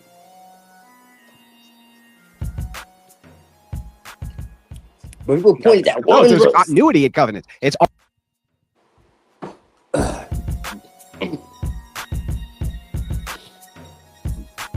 all the same covenant. So you have the Abrahamic covenant, right? Yeah, but you hear that they switch from saying covenant to covenant, and then he's laughing for some reason while he's saying it. It's just a very odd situation. And then you have a new and everlasting covenant. New does not mean that it's the same. It means new. So a new and everlasting covenant is basically saying, hey, I got another one for you. It's not, hey, this is replacing that one, or it's the continuation of that one. It's you want to back that up with biblical fact? No, but I'm sure you're gonna. No, no.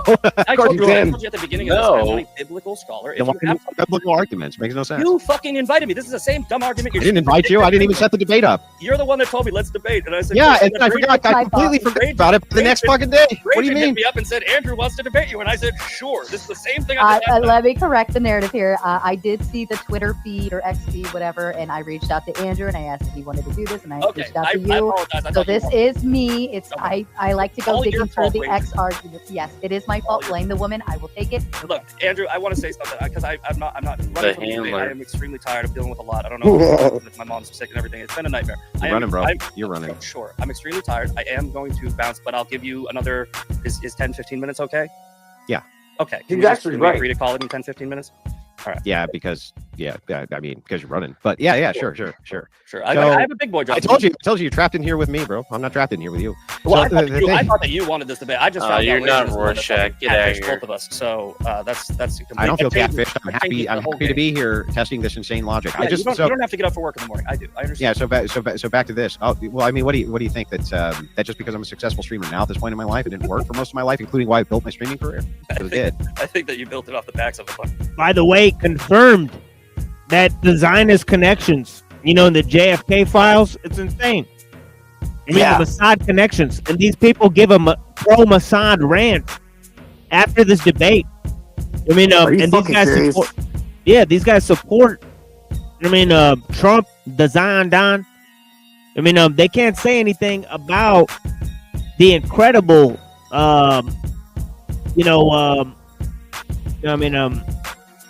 disparity in those positions.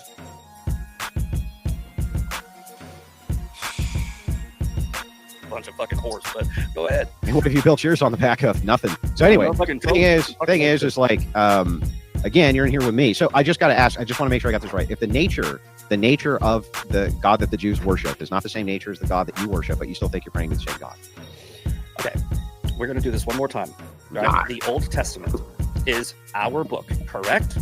It's their book as well. A Quran is not the Old Testament. So if the Jews are following the Old Testament in the same text and the same teachings that we are, they are praying to the same God as us. No. We believe that God is Jesus based on the Holy Trinity. So it's a different God. No. It has to be. It has different nature. Again, same God. They don't realize, because they don't follow the teachings of the New Testament, that what they are in fact doing is they are praying to Jesus, which is why he forgave them. He's omnipotent. He knew all of this was going to happen. He forgave them anyway, and he says in the Bible, they will come around eventually, and like you said, in the end of days. But So are Mormons Christians then? I don't fucking even know anything about Mormons. I What about haven't Jehovah's read their Witnesses? plates. Are Jehovah's Witnesses Christian? Well, Mormons, I'll just give you the Reader's Digest version. Sure. Mormons believe that a prophet named Joseph Smith found golden plates in the ground. Based off of the reading of the golden plates, he added a few addendums to the New Testament. No, I don't think so. But I don't understand. They worship Jesus, though. But do they read the Old Testament and the New? Yes. They read the Old Testament and the New. Yes. But they added something on top Yes. of it. Yes. Well, I mean, they think they are. Yeah, I but they don't know. worship Jesus, so you have to say that they're Christians, right? If They worship that God, right? Sure. Then I mean, no, they're not Christians. They're Mormons, right? Well, what makes Mormons not Christian? Well, that's true. If they worship Christ and they are Christ followers, then I guess they can call themselves Christians. I don't know. What? So he doesn't know? You're literally telling me what Mormons are for the first time. That's how little I give a fuck about Mormons. What the hell? Yeah, so this guy who is debating, just to clarify, he's debating a fella who doesn't know if Mormons are Christians or not, because he's heard about them for the first time today. I mean, this is just really sad. Why can't this guy get a capable debate partner? I mean, and of course, Tomato set it up, right? She doesn't even know what the Mossad is. Later in the debate, she says that, right? Sheesh. She doesn't know what tag is after hosting a debate on tag. So, I mean, it's just wild, right? She's totally oblivious to any of these debate topics or what they're actually debating about.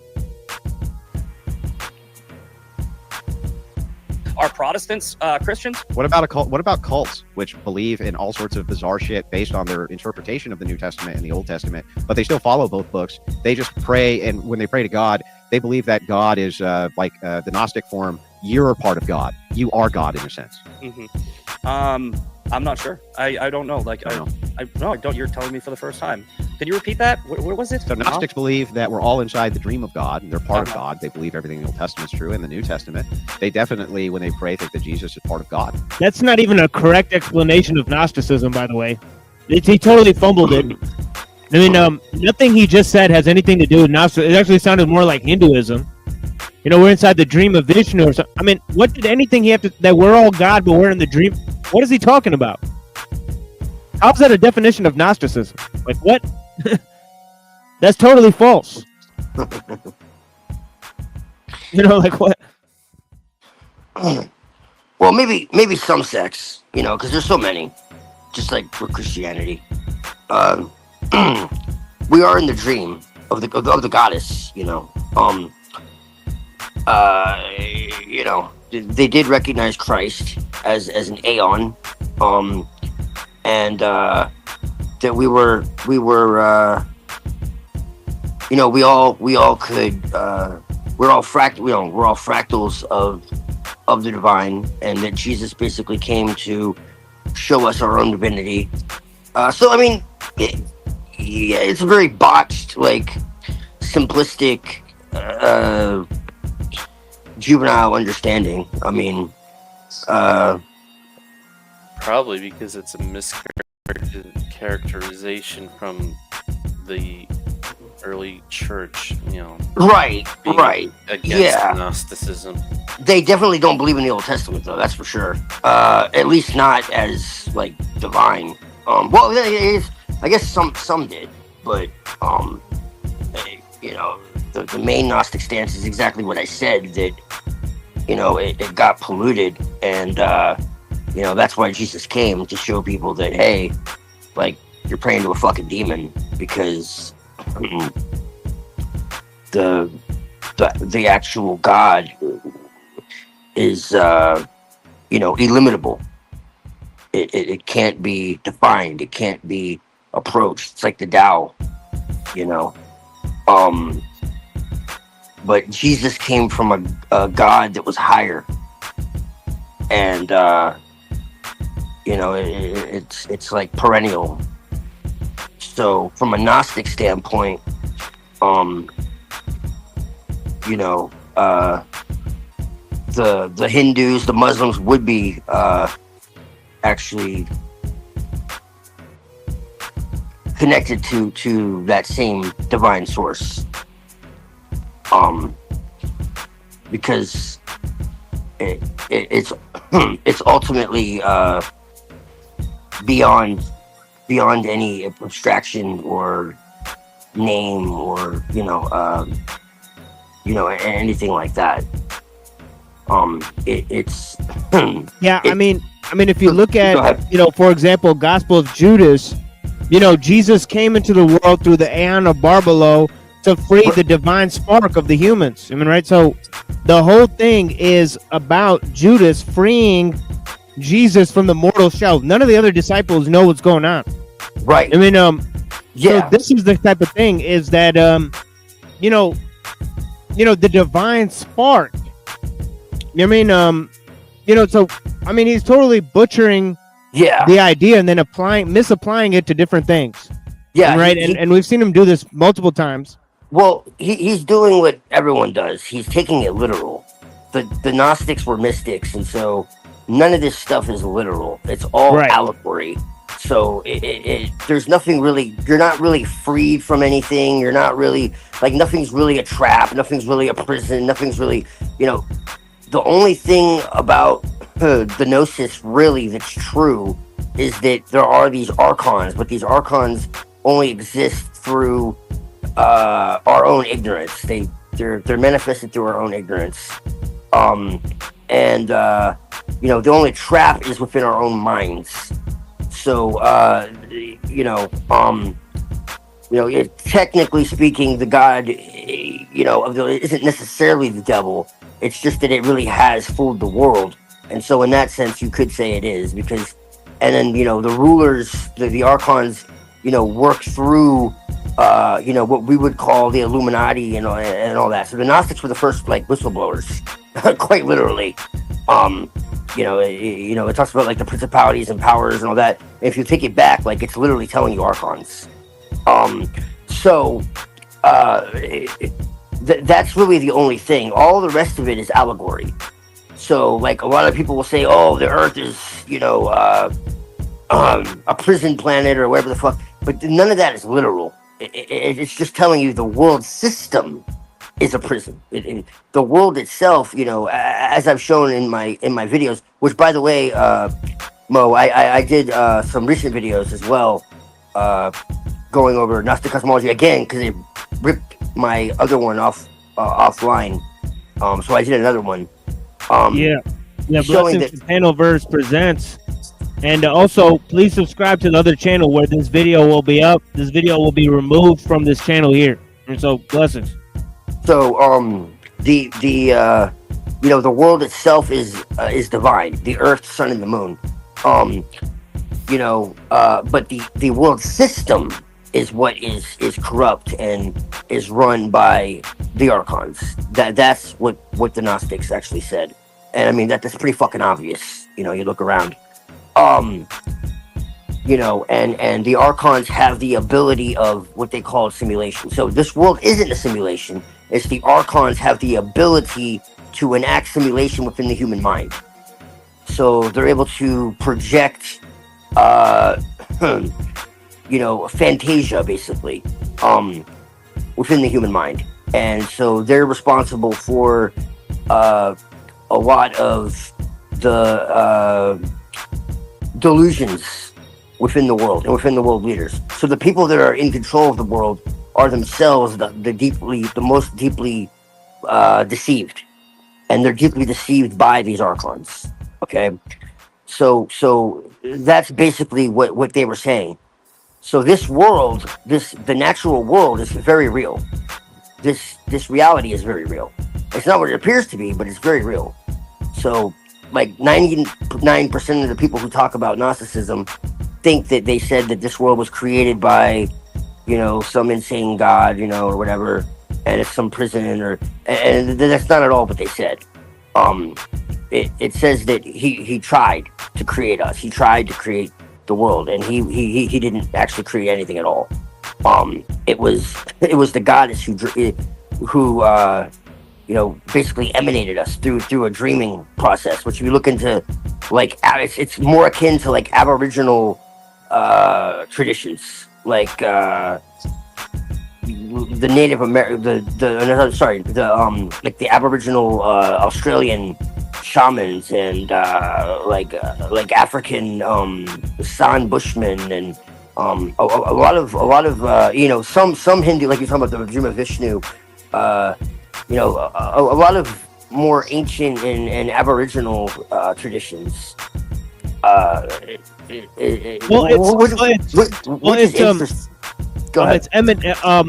panentheism. So it's emanations. The world is emanation. I mean, right? So this is a whole thing that he's not really explaining correctly, but we'll just basically have to get over it. I mean, because he's explaining panentheism as pantheism, right? Which is not exactly it. But very different. Yes. It's not that God is everything. It's that God is everything, but exists immanently and transcendentally. So the one is in all things, through all things, and above all things. So basically, there is nothing but God. Okay? But then also, God exists immanently within the universe, but then also outside the universe. So yeah, the word is panentheism. Yeah. And then also it's also animistic. So like everything is consciousness. So in a scientific perspective, it would be called complexity theory, emergence theory. So there's actually scientific basis for this and all that. And then like I said, I got into this in my on my channel really deep, because this is really fucking elaborate cosmology. But that's just like a brief thank rundown. you. Thank you. But the whole thing is that this guy's on a whole trip here because he's doing theological debates. Now, obviously, you should be well aware of your own side in the debate. You don't have to necessarily be an expert on Islam and Gnosticism and Judaism But the fact is that this guy bungled all three of those. He knows almost nothing about Zionism, Gnosticism, Islam, or any of these things. And they often conflate all of these ideas. So it's just totally. So this is the end of this debate. Let's hear what type of trash they have to say next. Zionism is the best. Yeah. It's like what 10 minutes left. Yeah. Well, then I guess, just based off of that definition, I guess Christians are Protestants Christians. Well, I would put the criteria of people who believe in the Nicene Creed are that's the baseline that I would accept for Christianity. Can you explain that? You don't know what the Nicene Creed is? Nope, I do not. Yeah, I don't even know. What the fuck? So this guy doesn't know if Mormons are Christians or not, and he doesn't even know what the fuck the Nicene Creed is, folks. He's debating live if Christians should support Zionism. What the fuck is going on, bro? This is wild, bro. This is some wild stuff. I think I'm more Christian than this guy. I don't think he's Christian, bro. This has to be the dumbest Christian debater I've ever seen. I mean, talk about a total softball debate. This guy doesn't even know the Nicene Creed. How is he capable of debating the topic? That is crazy, bro. Like, what in the world? I mean, I've heard of, debating tards, but, yeah, like, wow. He doesn't know the Quran. He doesn't know... Is this the same guy that's like, we're not gonna use the Bible? Like... We're not going to use the Bible as evidence or whatever. Is this the same retard who was saying that? I mean, this is just really bad. I mean, I have no idea what's going on here. Do you know what I'm talking about? So you don't want to do the same thing you asked me earlier. Yeah, I can't. Yeah, he said that recently, right?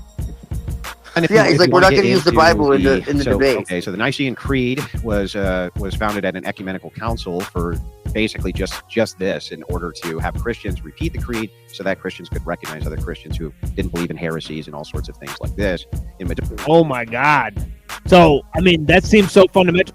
Did you hear what he just said?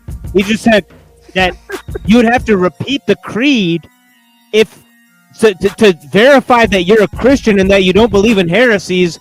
Meanwhile, the guy who he's talking to doesn't even know what the fuck it is. I mean, what? Good Lord. This guy is Jew, man. Eternity, you'll and find they don't worship. They don't worship the God of the Old Testament. Testament. They worship the Tetragrammaton. Yeah, I mean, like, that's a fact. I mean, the guy who's debating doesn't even know the Nicene Creed, folks. I mean, what a twist! I mean, like, good Lord. If you spend 5 minutes studying Judaism, they do not worship the same God. They worship the Tetragrammaton. That's a fact. Do at least repeat some form of that creed, and all Orthodox do, Catholics do as well.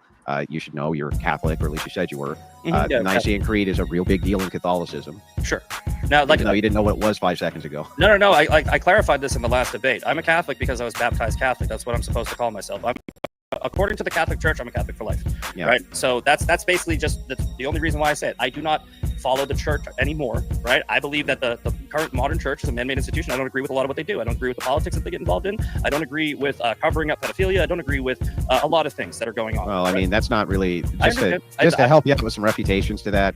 The public school system struggles with far more in the way of PDF files than anything Catholic Church ever plays. And do you know why? It's because predators go with their kids. It doesn't matter where. I understand completely, but what I'm saying is the actual institution that covered it up, even though whataboutism, it happens over here, I can't support that. So I just want to be good faith in finishing answering your question for you, right? So I would at least have to take that as a baseline for even. Yeah, I mean, that's the dumbest thing I've ever heard. Why should we excuse why should we excuse the PDFs in the Catholic Church just because it happens in public school too? Two wrongs don't make a right, you numbnuts. Like, what kind of stupid? Like, what kind of stupid justification was that? Did you guys hear that?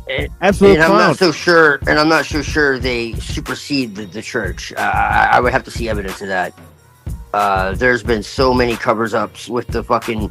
Just look up the documentary. There's plenty that have been banned, but there's another one that hasn't been banned. called "Sex Slaves in the Vatican." I think that tells the story pretty fucking well. The church is notorious fucking PDFs. I don't think the public school and the public school was system was created by the fucking Jesuits. So, you know, most of them are Jesuit educated. You know, so really, it's not really the church. It's the Jesuits. Let's be fair. The Jesuits infiltrated the Catholic Church. To be fair, it's mostly them. But they've been in control of the church since, and no one holds a candle. The Catholic Church is the most insidious institution on planet Earth. Mostly because of the Jesuits, and the Jesuits are the most sinister institution on planet fucking Earth. There really isn't a contest there between them and the Knights of Malta and the Knights of Columbus and all that. And to be a Knights of Malta, you have to be royal. There's no way around that. Every single member of the Illuminati was royalty, and they claim to be, you know, trying to get rid of all royals and all church, you know, and ironically they were all parts of, and then they came from the Sabbateans, which were, you know, fucking crypto Jews. We want to talk about Satanism. They're the real fucking Satanists. Anton LaVey and all that is a fucking circus compared to true Satanism. You know, my friends that are Luciferian and all that, they stand against all the shit we do just as much as anybody else. You want real fucking Satanism, you're talking about Sabbateans. They're the ones who, you know, these are the Epsteins and all these fuckers. These Frankists that, you know, that's the religion of the elite, so-called. The elite shit eaters and, you know, if you want to call them elite, I call them predicites. You know, so that's their religion. This isn't like some, you know, the Diddy shit. This isn't like some off the wall, like, you know, one-off thing. You know, you have like the Ninth Circle, which is a really fucking crazy inner core group. You have like the Mothers of Darkness Castle, and you had like Jimmy Savile and Mark Dutroux and all these people. You know, Pizzagate was like a surface level, you know, almost kind of like a red herring. But if you dig deeper into that, there are some really, really sinister organizations. And it all goes back to the fucking Black Pope and the Vatican. The Vatican is, yeah, it's really the Vatican. The Vatican is the most sinister. That's why I don't really point at the Jews per se, because they're kind of used as a shield. Because there are a lot of Jews that have nothing to do with any of this shit. These Zionists and these Sabbateans and all that, they used to be a minority, and there were a lot of rabbis that actually spoke out against the shit, and they were the majority, and they kind of were silenced and infiltrated, and now they're the minority, and they're considered crazy, and just kind of you know, silenced and disregarded. But it used to be the opposite. But yeah, again, I'm not trying to derail shit, but this is important nuance, you know, because these people are the real fucking Satanists. Because they violate every known commandment in the Torah. And right. Yeah, it's fucking disgusting. And they infiltrated the church. You know, Bjerknes gets into this, the 16 Jewish popes, you know, they infiltrated Islam, you know, the Saudi royal family, all this shit. A lot of Islamic terror is Sabbatean, the Donmei, all this shit. It has to be understood, you know, so that's another thing. They talk about Islamic terror. Well, they're fucking Sabbateans, and there are some that went along with it, yes, you know, but they were infiltrated. So same with the Masons. The Masons used to be good people. They got infiltrated. So there's a lot of nuance. It's not like all the Masons, all the fucking Islam, all the fucking Catholic Church. These are groups within groups, and you know, it's not all the Jews, but these fucking Jesuits, these Knights of Malta, these you know, these royal art, these what's called Mark Masonry, and these Royal Alpha Lodge, you know, Masons and Jesuits hijack the fucking planet. But yeah, I'm I'm done there. But it's just important, even with the Christian Zionism and Christian identity. You know, that's the new thing. And me and Unseen Warfare were talking about this as well. So yeah, blessings. Even discussing theology with a person that we at least start with the Nicene Creed. Now, I don't think that people outside of the Orthodox Church are true Christians at all. But I'm at least willing to start with the baseline of the Nicene Creed to get into theology and things like this, so that I could perhaps make convincing arguments to people or assist them with coming over to Orthodoxy. Sure. So yeah, so just to be very clear, yes, I think that you do need to be a part of the body of the Orthodox Church to be what I would consider somebody who had the fullness of the truth. But I would not make a salvific claim and say that that you're going to go to hell or something like this. I would make such a salvific claim. Yeah, the reason I ask is obviously, I'm sure you saw the other debate because it's short. He's the guy, Jay. He said that Protestants are heretics. Like, and he made it as a very generalized statement. So I just wanted to know if you believe the same thing. If you're a heretic, I assume you believe that they're going to hell.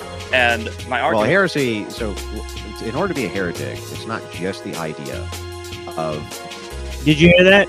He said that if somebody didn't believe in the Nicene Creed, he wouldn't call them Christian, but he wouldn't make a salvific claim.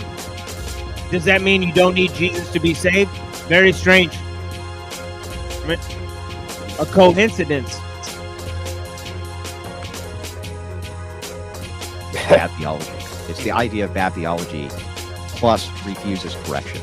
So there's many examples of people within the Protestant Church you would call heretics, like Mormons. Sure. You would tell Mormons they're heretics because they believe in a false prophet named Joseph Smith. And you try to correct them, and when they... Yo, peace to the big homie leopard print. Blessings. Well, by that logic, then why wouldn't Muslims be saved? I mean, he just said that they worship a demon. Right. They just worship, he just said Muslims worship a demon, but if that's true, then why? Because they accept Jesus. They just don't think that he would, or Hindus for that matter. You know, there's no consistency in their arguments. They won't take correction, then they fall into heresy, right? So Catholics would say the same thing about Protestants, and so would Orthodox, and Orthodox would consider Catholicism, at least most people in the Catholic faith, to also be heretical, yes. Okay. All right, look, I appreciate you answering that and having a respectful dialogue as opposed to the last one. And my question is, it's not an assertion or anything like that. How do you reconcile with the majority of Christians not aligning with your definition of true Christianity? They do. Right? Well, I mean, you got, 900 million Protestants? First of all, Catholic Church is the biggest denomination of Christianity. I think 37, well, sorry, maybe I shouldn't have said majority. 30, I meant to say a vast portion. 37% is the statistic I looked at. Not only that, Protestantism is made up mostly in the West, but if you go to the East, Orthodoxy, Catholicism still has a big foothold in Western theology as well. And look at all the spin-offs from it, like Anglicans in England and things like this, which are all branches which branched off of Catholicism itself. So the thing is, it's like, no, I don't think that you can even make a good fallacious appeal to authority here, or appeal to majority here, because I don't think Protestants are not a majority. No, I misspoke, and you got me on that one. I think it was 37%, if I'm looking up the statistics correctly. And then there's the evangelicals. They make up a good chunk, I would say. Yes. And based off of those two demographics, Protestants and evangelicals, the vast majority of them do support Zionism. And I believe that your argument is Catholics and Orthodox don't. So we actually have them outnumbered. Sure, yeah. I mean, and like I said, did you hear that, folks? Catholics and Orthodox don't support Zionism. When the Orthodox Church buys up all this property in Israel, right? They totally support Putin, who's a Zionist, right? Okay. So how is And the an Abbotist. Yeah. I mean, the Catholic Church is totally Zionist. You know, the Jesuits are Zionist supporters. I mean, they work hand in hand with the Zionists. I mean, so I don't know what he's getting at there. You know, that he's drawn this false dialectic that Catholics and Orthodox don't support the Zionists, but the other types of Christians do support them. And anyways, that doesn't actually answer his question.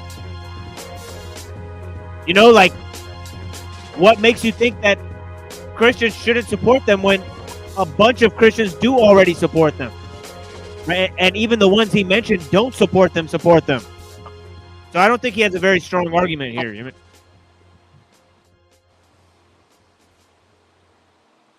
I don't think he has a very strong argument at all.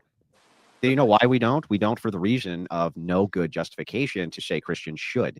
If you could have given me good justifications in this debate, if I was ready for them, I had every argument ready. If there's a good justification ready, I'm ready to hear it. But you didn't give a single good justification for why it is that Christians specifically should support Zionism. And it's like, and you don't really have a good one, man. Yeah, you're just telling me I don't have a good one. I think mine is pretty damn good. I believe. Well, can you just reiterate it real quick before you go? Okay, again, the Abrahamic covenant is a forever covenant. God is omnipotent. He doesn't make mistakes. He promised them land. He promised them a great nation, and he promised it to the Jews. And then the fact that Jesus forgave the Jews, even the ones that rejected him and crucified or helped crucify him with the Romans. I think that to emulate Christ would be to forgive and to support the same people that he did and that he was. He was a Jew. But I just want to let you know that your reiteration, what we actually started with was this definition that Zionism is the right of the Jewish people to live in Israel and have that land. And now your definition of support is not that they have that land. Your definition of support is just if they're oppressed, that Christians come to their aid. I want to let you know that I actually changed your own view on your own definition of Zionism before this debate was over. You didn't. I just reiterated. Those two ideas are not even mutually exclusive. You fucking tard. Like, what are you talking about? He could still hold both of those ideas perfectly well. I mean, like, what is he reading? There's legitimately, and this isn't a metaphor, there's legitimately verses in the scripture that says that God gave a letter of divorce to Israel because they backslid so much. So I don't know where he gets this idea that they were forgiven. There's nowhere in scripture that says this. They were given a letter of divorce. That's what it says. A different wording, but that's okay. So do you think that Christians that Christians do need to support their right to that land? I think that when you say right, I mean live in peace. All right, and again, to support them based off of the teachings of the Bible, like I just mentioned, I'll repeat it one more time: the Abrahamic covenant, which is forever because God's omnipotent. Jesus forgiving the Jews. Jesus blessing the Jews. Jesus being a Jew. I think that most people, right? And I understand that you are way more versed in theology than me, and you are interpreting that theology. You seem like a very intelligent person, but you are interpreting it in your way, based off of your teachings. And there are many other Christians, and I'm referring to all Christians, not people that you believe are true Christians, who do support Zionism because of the same views that I have.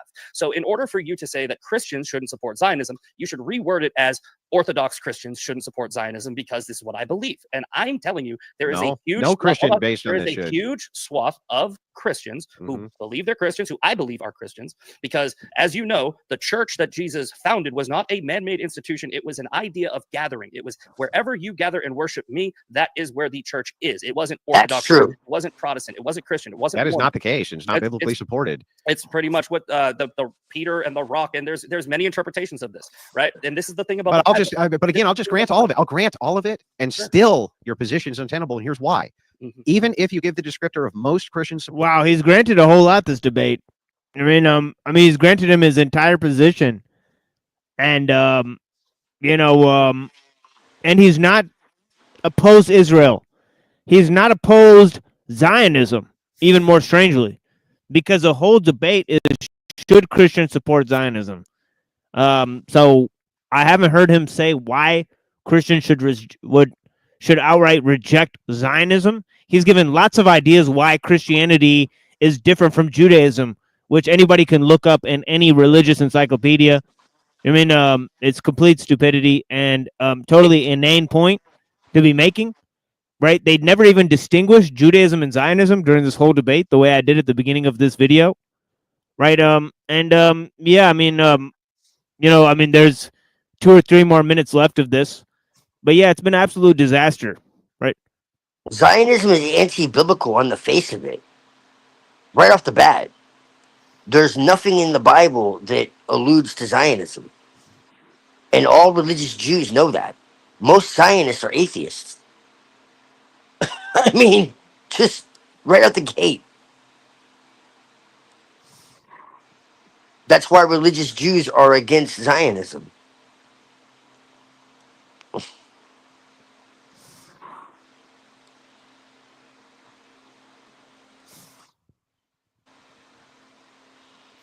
Support Zionism. I won't even argue with that. I'll just grant it for the sake of granting it. It still doesn't give us a justification for why they should. I just told you You just say they should support Jewish people because of the Old Covenant. But you're not making a case for why it is that modern Jewish people deserve the land and have a right to the land of Israel, even if there's only one. Because even if there's only one practicing Jew there. I think you understood that I was trolling you in that. But either way, if you try Well, you trolled yourself, man. if you're trying to lock me down on a number and you keep on moving the needle, I'm just going to say fine, 1. So please take me literally. Dude, but do you understand that all I was doing is testing your logic to see if it was consistent? I know you're using debate tactics that you can. That's do not a very comfortable. tactic. Like Yeah, I can do great debate tactics. This was just purely taking your logic and taking it to its logical conclusion. I understand. What I just said, I could repeat it one more time, but I don't think I need to. Right? The vast majority of Christians believe what I believe because of reason. It's not just, we're not just making it up. It's not just out of thin air. We're not all illogical. We're not all dumber than you. We're not all wrong. There's at a certain point you have to. Well, there is no you all. But you have to acknowledge that there is a huge portion of Christians that support the Jews and their right to exist in their homeland. And there is a reason for it. I just tried to explain the reason to you. You're saying I'm wrong. We can agree to disagree on that. But these people exist. People like me exist. All right. And we are a huge part of your faith. So trying to find. Yeah, but people like you should create justifications that make sense. I just did. Yeah, no, you didn't. You made a bunch of assertions that you say, based on this biblical passage, that means that modern Christians need to support the modern state of Israel based on this one passage. And then when we go through, and then hang on, and then when we go through the continuity of it, we get to absurd conclusions like the 1 drop rule. You have to actually concede the 1 drop rule here. All Jews who have 1 drop of Jewish blood then would have to be entitled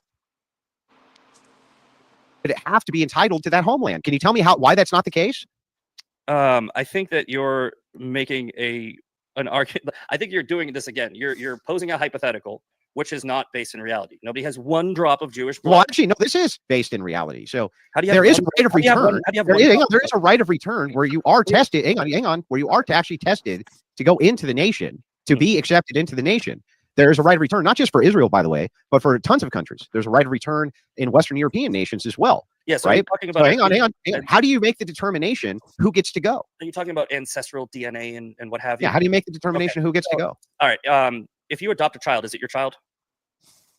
No. It's not your child. If you adopt a child, it's not biologically your child. Yeah. Not biologically, is it your child? Yeah, I think you can have claim that that's your kid. You can have claim that that's your kid. Okay, so the people that are accepted as Jews by Jews and live amongst the Jews are part of the Jewish faith and the part of Jewish family. The biology of it, the 1 drop of blood, doesn't necessarily. Then how do we know biblically we're supporting the right Jews? Well, because if they follow their version of their faith, which is the Old Testament. I mean, and if you have a secular nation, which is not following that faith, then we should not support that nation, right? You're saying another hypothetical. We do not have a secular nation. We have a nation that is made up of secular people and religious people. But if the nation's laws are based on secularism and not on the Jewish faith, and most of the people, so it's wild. America's a Christian nation, right? According to Andrew Wilson, right? But Israel is a secular nation. What kind of fucking logic is that? Right? Does that make any goddamn sense at all? About as much sense as Jesus being a Jew. Yeah. I mean, you said it, brother. People there practicing or not practicing traditional Judaism, then how do we know we're supporting the right group? Well, I mean, you will agree that there are Jews in there that are practicing the Jewish faith. So again, we get back to the question one: how many do there need to be before we know we're supporting the right ones? I guess we'll never know the answer. We'll never know the answer. Okay. We'll never know the answer. And honestly, man, you know what? It was a good debate, and I appreciate you doing it, man. So you're welcome. Thank you. And what debate? Ragin, I appreciate you catfishing the both of us. And I have got to get. It's 9:54. If my head's not on the pillow by 10, she catfished them. So they openly just called her a whore. I mean, and she laughed about it. I mean, what? Why the fuck is she calling it tomato? I think it's because of the redness. But yeah. Is that makeup or what's going on? I'm gonna miss work tomorrow, so That's okay. I'll talk to you guys later. I appreciate you. Thanks, Misfit. I appreciate you. Later. Andrew, can I ask a question? It might be a dumb blonde question. No, that's a rage quit. Rage quit. But He said Jay Dyer did. He said Jay Dyer rage quit, but whatever. That's fair. So for the Zionism, does that, like, the whole time I've been presuming this argument based on like Western nations like America and so on and so forth, but I mean, Christianity is global, right? So would that include all of these other countries outside of that supporting Israel as well? Yeah. Okay. Because I don't. Yeah. I mean, So the idea. So like Sorry. this came down so that you understand, right? And maybe this is actually good. It even helps clarify for the audience, even though I have a really. Did anybody understand what her question was? What question? Yeah, right. Like, what question did she ask? Like, she totally incoherent babble. Like, she said, okay, so the countries that are not Christian, should they support Zionism? Was that her question? I don't understand what her question was. Right. No one should support Zionism. Smart audience. Yeah, like what? Like, what a weird question. So they kind of followed along what was going on there, right? But maybe your audience didn't. No, I'm kidding, sir. So I don't actually agree that his definition of Zionism is correct, right? But to be the maximum charitable I could possibly be, I was just willing to accept his definition anyway and still show him why it makes no fucking sense for a should claim for what Christians should do. How come Andrew Wilson didn't define Zionism? Pretty weird, right? So that's the takeaway? Is the fucking definition of Zionism? Not Right. that it's a terrible fucking ideology that's genocidal and racist and xenophobic and just what that's your fucking almighty wisdom is you don't know the definition. This is trash.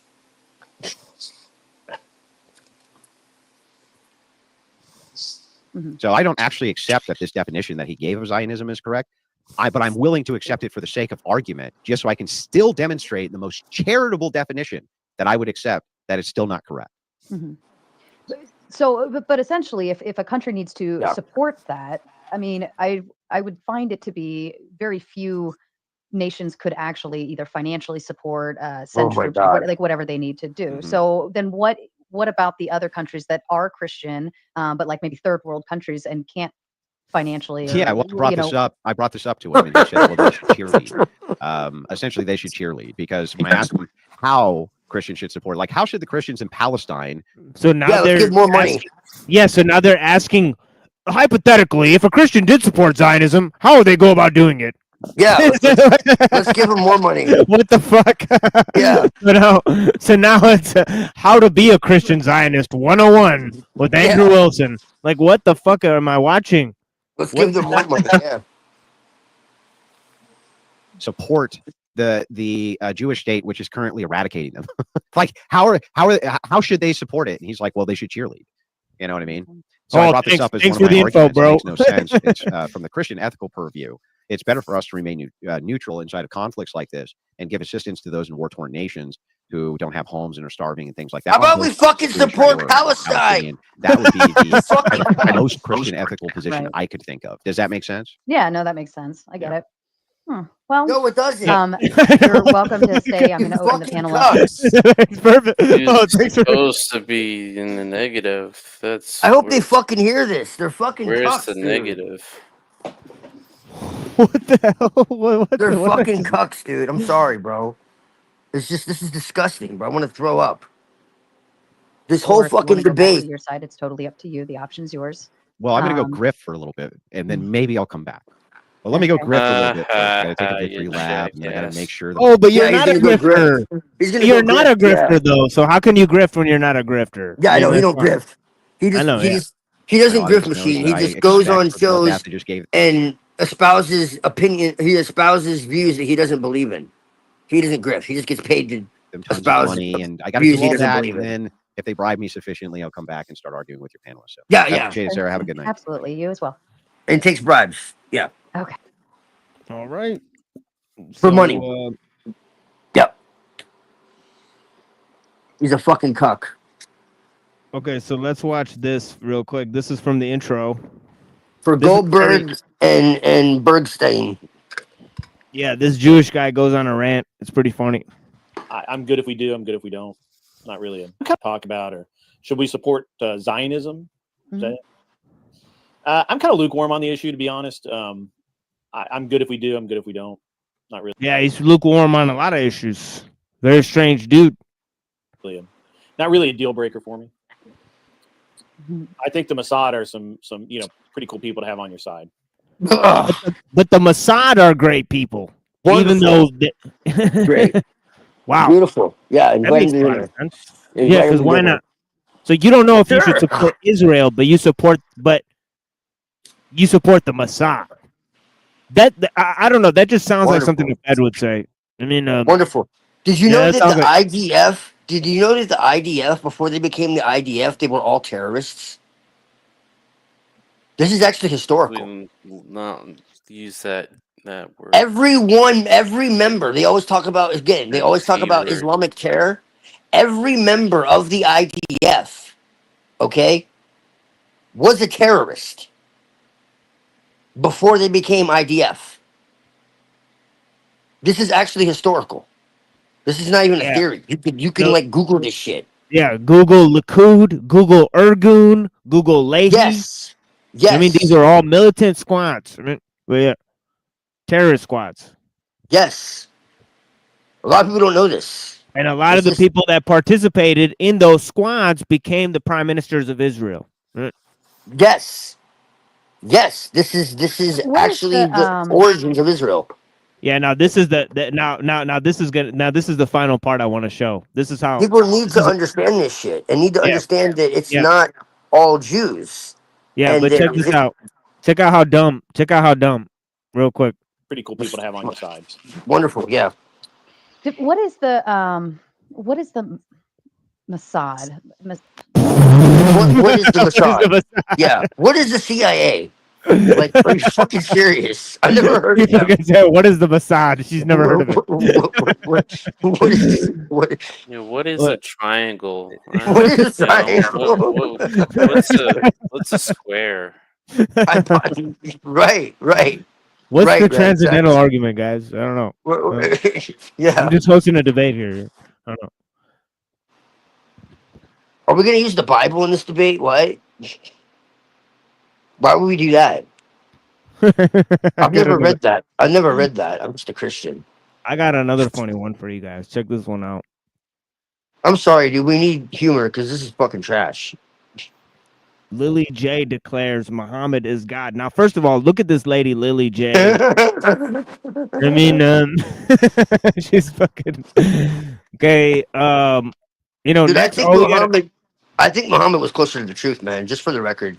Yeah, I think because she said that Muhammad's the Holy Spirit, and then she came up with Muhammad's God. I think we just need to convince her that I'm the reincarnation of the Muhammad that they're talking about. And then I could go over to her house. I mean, so I think that's how I want. So we got to convince her that I'm the Muhammad. I mean, I support you, man. Yeah, But yeah, let's check out what Wood's got to say here. You're open-minded. I support you. World-renowned religious. You support me. I support you, brother. Last time we heard from world-renowned religious scholar Lily J. She was busy trying to convince Lily, man. followers It's like Lilith. that I'm Muhammad with it. is the Holy Spirit. But she accidentally ended up proving that Jesus... First of all, here's some cool information about David Wood. He murdered his father with a hammer. What the fuck? What? Yep. Are you serious? This guy? Yeah. Yeah. So his dad told him to not do something, and then he murdered him with a hammer. And they took him to a psychologist, and he was declared a sociopath. Why isn't he in prison? So he goes around and saying that he's a sociopath, and he gets paid by the Jews to attack Islam. So that's Why? David Wood, but a deeply Jew. impaired individual. No, He's but a he's a Jew. Christian. No, but he's a Christian. Well, yeah, maybe he's a Jew, but he's definitely a Christian Zionist. But yeah, David Wood? He's Probably. 100% Christian Zionist. Why in the fuck would he not be in prison for doing that? Like, you got to think about that. He must have had a really good fucking Jewish lawyer. Or be, dude, like, why? Think about it. Why? yeah, I think maybe that's why he supports him so much. Goldberg is his fucking lawyer, dude. Come on, you know it. It says he was in prison. Oh, he didn't murder him. Sheckelberg- He is. Oh, okay. He Sheckelberg- didn't murder him. He assaulted him though. So he assaulted his dad with that. Okay, so there's a few clarifications here. He beat him with a hammer. His dad Irregardless, survived. his fucking father. You have to be really sick in your fucking head to do that. Yeah, thank you, Pharaoh News. Right. So I Like- had some misinformation there, but yeah. Okay, well, he still beat him with a fucking hammer. That's sick, dude. That's really, really Is sick. the god of Right. Muhammad. Fun times. But Lily wasn't finished. Now she wants her fans to believe That's like that Lilith. Muhammad is I support her. God, and her fans like are Lilith. too clueless to realize that by agreeing with her, they're all committing the unforgivable sin of shirk. Let's watch Lily insist, not once, but twice, that Muhammad is God. She's asking ChatGPT about Bible verses Glory that to Allah. Muslims claim are prophecies about Muhammad. Here's what she comes up with. All right, ChatGPT, what's next? Deuteronomy 33:2. The Lord came from Sinai and dawned over them from Seir. He shone forth from Mount Paran. Deuteronomy 33, verse 2. Let's go ahead and read the verse before we get Lily J's powerful commentary. We'll start at verse 1. This is the blessing with which Moses, the man of God, blessed the people of Israel before his death. He said, "The Lord came from Sinai and dawned from Seir upon us. He shone forth from Mount Paran. He came from the 10,000s of holy ones with flaming fire at his right hand." So, this is near the end of the book of Deuteronomy. God used Moses to lead the children of Israel out of Egypt to the promised land. God said that Moses wouldn't be allowed to enter the land. He would die instead. Moses, the man of God, blessed the people of Israel before his death. He said, "The Lord came from Sinai." Who came from Sinai? The Lord. When you see Lord in all caps in the Bible, it's referring to Yahweh or Jehovah, the name of God. Some Bible translations keep the name, usually as Jehovah. For instance, the American Standard Version reads, "And this is the blessing wherewith Moses, the man of God, blessed the children of Israel before his death. And he said, Jehovah came from Sinai and rose from Seir unto them. He shined forth from Mount Paran, and he came from the 10,000s of holy ones. At his right hand was a fiery law for them." But most translations use Lord in all caps when the name of God is used in the Hebrew. So, who is the Lord in Deuteronomy 33:2, who came from Sinai, dawned from Seir, and shone forth from Mount Paran? This is God. Indisputable, right? It's obvious. Zero confusion. Now back to ChatGPT. Deuteronomy 33:2. The Lord came from Sinai and dawned over them from Seir. He shone forth from Mount Paran. Who's the verse about? God. But according to Lily J, it's about 3 human prophets. Who's first? The Lord came from Sinai. Okay, so we know that Prophet Moses got the 10 Commandments on Mount Sinai. Yes, Moses got the 10 Commandments from God at Mount Sinai. But that's not what Deuteronomy 33:2 is about. Deuteronomy 33:2 is about God leading the children of Israel from Egypt to the promised land. So notice he's focusing a lot on Israel and the promise God made to Israel. We're almost to the part where I want to get to in the recording, right, which is his commercial break. I'm not watching this for his explanations and what he's talking about, Lily J. I'm watching it for his commercial break. Okay, he has a very interesting commercial break about 7 minutes into this recording, and I'd like you guys to see what he's selling. I just think it's funny he's using Jehovah. What is he, a fucking Jehovah's Witness? Right. They're the only Right. ones who really use that name. Right. It's So, kind of weird. Like he read the verse twice, and all he really explained was he switched out one name for the other, which is total bullshit. Anyways, yeah. So, yeah, I don't know what he actually explained by reading that verse twice, but yeah. And it's about the Lord. Dawned over Seir. Where's Seir? I just read into it. Where is Seir? Seir is the south of Jerusalem, and Jesus was in Jerusalem. Busted. Where is Seir? Lily J says she looked it up and learned that Seir is South Jerusalem. She says she looked into it. Where? Where did she look? Notice, for everything else she says, she gets ChatGPT to say it. And you can actually tell ChatGPT to give Islamic answers, which is what she normally does. And then she pretends that ChatGPT agrees with the Dawa script. But here, she doesn't ask ChatGPT. Well, I thought you just said that what she's saying totally disagrees with Islam, because Muslims don't agree that Muhammad's God. So what is he even talking about? Wait. So ChatGPT is pro-Islamic? Wait, I don't understand. What the fuck Right, did you like just what? say? Like, I know, Did like you, what? did you catch that? Right. He said ChatGPT gives Islamic answers. Like, what the fuck does that mean? Yeah, that's true. Pharaoh's News. Yeah, Pharaoh's News is really up on things. He's pointing out that they're backed by Prager University, right? Yes, Prager that's is true. a Zionist Jew, right? Yep. So yeah, Dude, I got an email from Israel something Institute asking me if I wanted to learn biblical Hebrew. They were like going to send me a scholarship. I have no fucking idea. I could legitimately put the fucking email on my when I get my computer, put it on my live. I thought it was the strangest fucking thing, dude. Yeah. It's like they heard my lives or something. They sent me an email. They're like, yeah, they're gonna give me a scholarship to learn biblical Hebrew so I can learn the original Jewish context of the New Testament. I'm like, the fuck out of here. You fucking liars. Because they're like, yeah, Jesus is a Jew. I'm just like, yeah, okay. Sure he was. Like, fuck. She just says, Where's Seir? I just read into it. Where is Seir? Seir is the south of Jerusalem, and Jesus was in Jerusalem. why not have ChatGPT answer? Because even after telling ChatGPT to give Islamic answers, she couldn't get it to say that Seir is South Jerusalem. ChatGPT wouldn't sink that low. Seir is not South Jerusalem.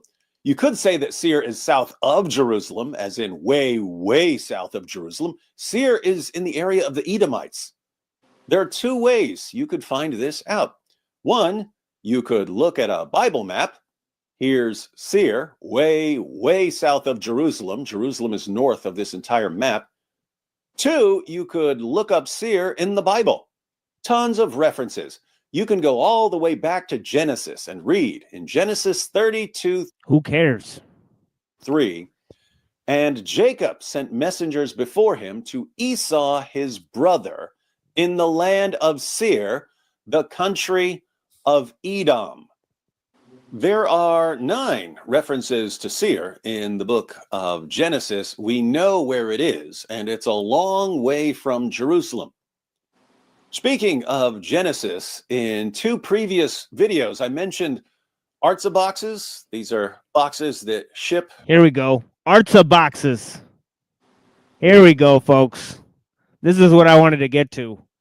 Let's see what's in the Artza box. Straight from Israel. When AP and I were in Israel last year, we noticed AP, that's apostate prophet who just supposedly converted to Christianity. He's an avid supporter of Israel.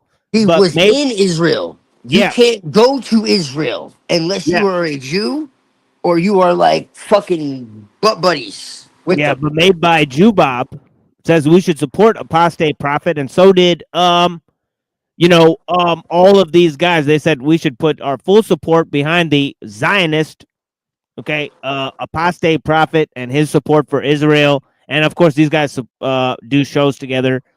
I mean, so what's funny is that when the Christians come in as a Trojan horse, when the Zionists come in as a Trojan horse and convert to Christianity, they have no problem with that, right? Okay. Yeah, I think he does work for Israeli, right? You You know, so yeah. So this is no, what's interesting is that they host these Zionist characters on the Crucible on modern day dumb boot, right? But they won't host actual Muslim. There's a lot of Muslims who will debate, yeah, right? But they won't host them. All right. So it's a very interesting. of course not. But and again, let me be clear. When I say Jew in this context, I don't mean like just an average Jew. I mean those who are affiliated with that type of you like this is not an exaggeration. You cannot go to Israel unless you are in some way affiliated with one of those programs or a Yeah. Zionist or where they will not let you in. Like if you see like Yeah. what happens to Christians and all that in Israel, they're or Muslims where they are treated or melanated people or whatever, they are treated like fucking slaves. Yeah. So let's see what's in the Arta box. What's in the box? What's in the box? So that the shops in Jerusalem were empty, and AP, as selfish as he normally is, asked if there's any way to help. Several months went by, and someone contacted us and said that Artsa boxes are a way to help the local small businesses in Jerusalem and Nazareth and Bethlehem. People sign up for quarterly boxes. Artsa gathers items from local shops and charities, spices, snacks, crafts, decorations, soaps, all kinds of things, and ships them out quarterly. So you get a new box every 3 months. Anyway, in 2 videos, I mentioned Artsa boxes as a great way to get cool items from Israel while helping the people who produce them. The awesome people at Artsa were happy that we were promoting their products, so they agreed to sponsor some videos, and I'm going to keep promoting the boxes. I mention them here because the current box is the Genesis box. It's a Genesis theme. Of course, if you're watching this video a few months from now, it'll be a different box. But now is a good time to sign up. They're not expensive. They're fun to open with your family. They make perfect gifts. If you'd like to start getting your Artsa boxes, the link is in the description. Be sure to use the promo code DIZZLE to get a discount. Promo code Dizzle. As in, suck that Zionist Dizzle. yeah, I mean, incredible stuff. There's an Israeli flag in the box. I mean, incredible stuff. I mean, so yeah. So there's also some sort of,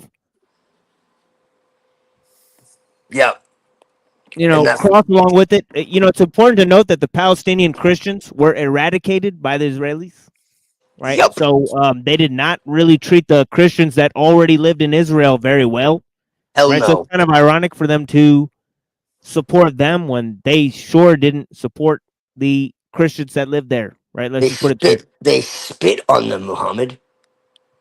They Right. spit on the Muslims, they spit on the Christians, they treat them like slaves. That's not an exaggeration, that's not hyperbole.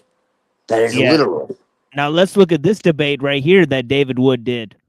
It says David Wood, okay, and Spencer on modern day debate. Look at the debate topic. Okay, okay,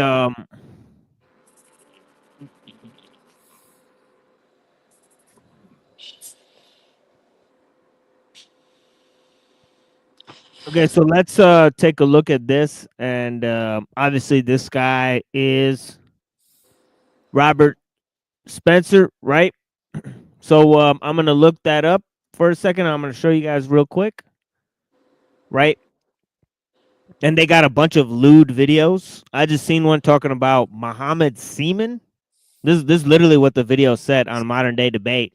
So a bunch of coomery, buffoonery there. You mean What and the here fuck?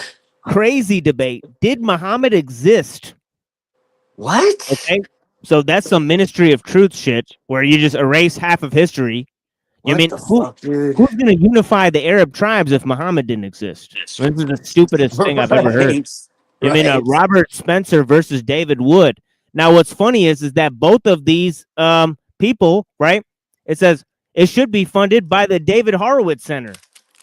Because I mean, if you look up David Horowitz Center, right? This guy literally gets paid by David Horowitz Center. I mean, the David Horowitz Freedom Center. You know what I mean? So let me show you guys the Shillman Fellows and the people at the David Horowitz Center, right? Give me a second here. And you'll see that the people that are allowed to debate on there are literal Zionists. Nobody questions it. Right? They're literally paid for by Zionists. Right? Yep. Okay, so look at this. David Horowitz Freedom Center. Okay, Shillman Fellows. Shillman. Robert Spencer, the director of Jihad Watch, a Shillman Fellow at David Horowitz Freedom Center.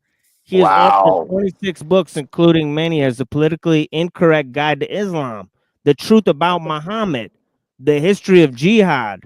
So this guy literally gets paid by the Zionist to critique Islam. Give me a second here. I'm actually not on the page. You can't make this shit up, Shillman. Yeah, I'm actually not on the page here. This is Shillman Fellows. Right here he is, David Horowitz. Here's the thing I was reading, right? So yeah. So I mean, and I mean he does look like a Jew. Horowitz, come on, dude. He says he's a Christian, but he's one of the most Jewy looking guys, right? So yeah, that's that. Okay, the Shillman Fellows at David Horowitz, right? And how they're supported by the people at the Crucible in the Modern Day Debate, right? They avidly support those people, right? They actually promote them their work, right? Excuse me, right, in the form of debates and all that type of shit, right? So yeah, that's what's going on. I think it's a Zionist op, right? And that's about all I'll say about it today. Obviously. Horowitz is a very Jewish name.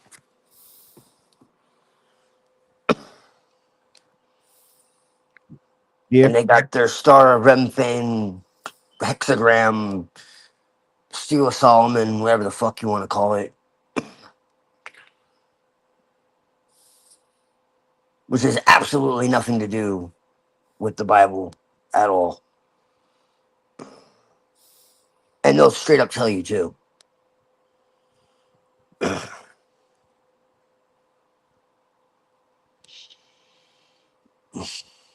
Yeah, some wild shit. I don't know what I'm gonna do for Made by Machinebob 3. It'll be a whole new show based on a whole new concept. Maybe something based on Zionism or maybe something else. Right. But yeah, I recently critiqued and reviewed a debate at Modern Day Debate by Made by Jimbob on my last episode. Okay, we'll be back Saturday morning with the show. And yeah, I mean, Friday night I do a music show, but I won't do one this week.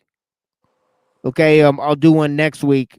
So look out for the music show, and I'll post the Made by Machinebob specials. This is where you could find the Made by Machinebob. I'm going to be taking it off of the channel here. Okay, it's going to be available at the Cyber Caliphate channel. There's a new channel we're opening up. Please go subscribe there if you haven't. Right, and let me drop this link right here for the Discord. Right, and please join us on Discord. You know, you guys can have conversations with the people here over there on the Discord. You mean Yep. so we could do that, and yeah. So yeah, anything else you guys would like to say? I'm subbed. Yeah. Of Yeah, course. dope. Thank you.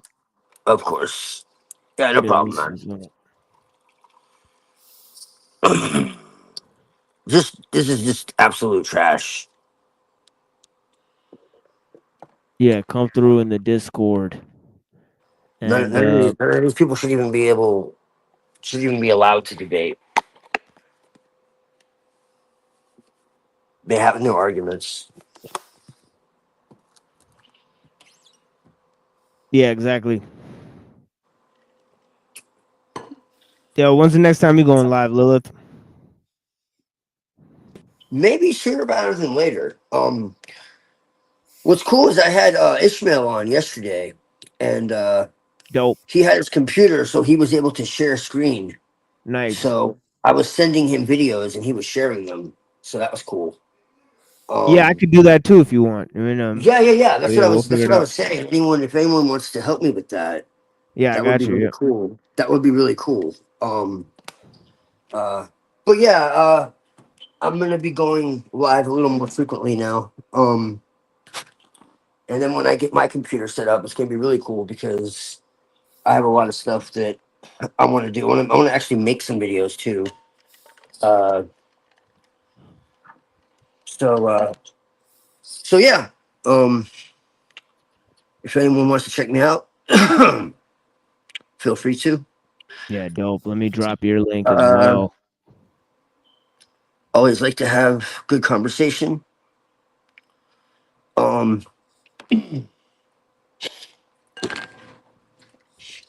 Yeah, we got the homie right here, Twilight, son of Lilith. Twilight, son animism.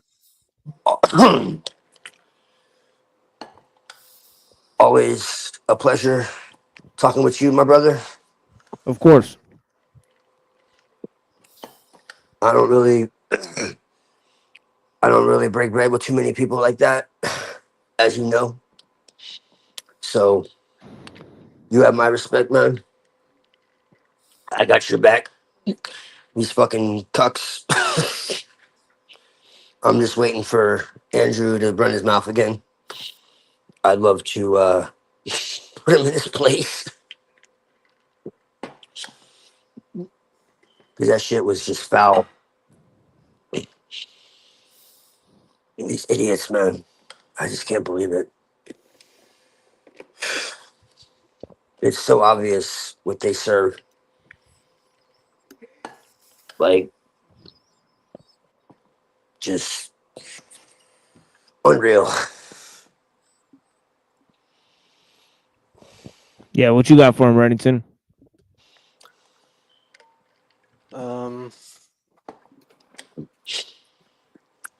Just people just need to think. They need to learn to think, and it's not being taught properly in schools. Certainly not in grade school. And you need to be able to think and be able to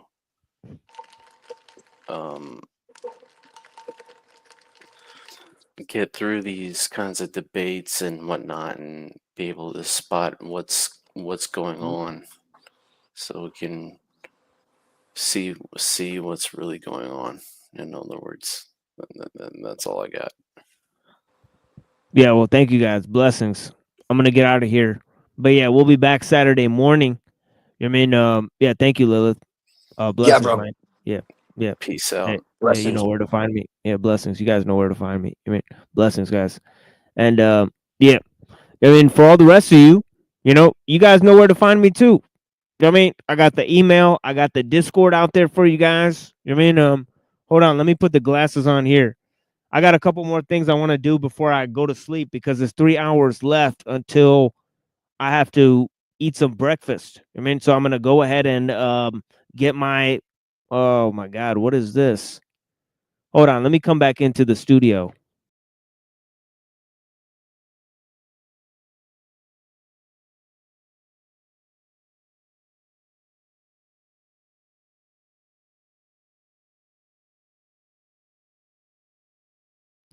Yeah, it's having a problem recognizing my camera. Blessings. Yeah, thank you guys for being here. This is made by Machinebob 2. we will be continuing some more critiques, although we don't know what it is yet. We also have 4 other unique shows, Cyber Caliphate Assemblies, right, in which we discuss a range of issues with Twilight Son of Lilith, Reddington, Neurojack, Unseen Warfare, Annapurna, and others, right? So please go and check those out, right? And yeah, we'll be back very soon for you guys. I mean, I apologize for the lack of engagement this month. Been very tired because of the fasting. But I've brought to you guys regular shows, and nobody's really watching it. So really, who cares about you guys? Because but yeah, blessings, guys. I don't really mean it like that. You guys are really the champions, and I appreciate the support. The little support we do get. Of course, we are being shadow banned on a number of platforms. So please make sure to spread these videos around to the people. All right. If you like the content here and if you think that the commentary here is useful. Thank you guys for joining us. Blessings. Okay. And yeah, here's some, music for you guys. Yeah, like I said, Saturday morning, we changed the shows to the morning. And very little engagement. But yeah, we're bringing you guys Alul Technological Society.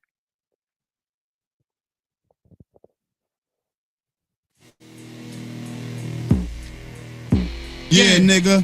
NY to Philly. What y'all niggas feel like? Drama? Cool G and Connor. That's the case, nigga. You know the dawn on with 16, and I do harm for this big cream, the whips and the carrots, blow like the Knicks and the Mavericks, slip in the fabrics, pull up with some bitch shit, the tennis shit, hitting the hazards, got a bitch with that Chris habit, gotta have a fuck shorty, it's in the OT with a brick in the baggage, throw where the club's at, slip with a rabbit, chick only lick dick status to get cabbage, she can lab it to the dick Baptist, who back on the mat, G and Connor with a fingers, it's drama to the finish, put the llama to your appendix, the squeeze in the slug, gunpowder season your blood. I'm a legend, breathing the reason you thug, nigga. It's where the buck stops. Fuck rocks, fuck shots to the top. Money, what the fuck you forgot? Thought I was done, wasn't touching the block. Still real, busting the Glock. Put it where you can see it. What up now?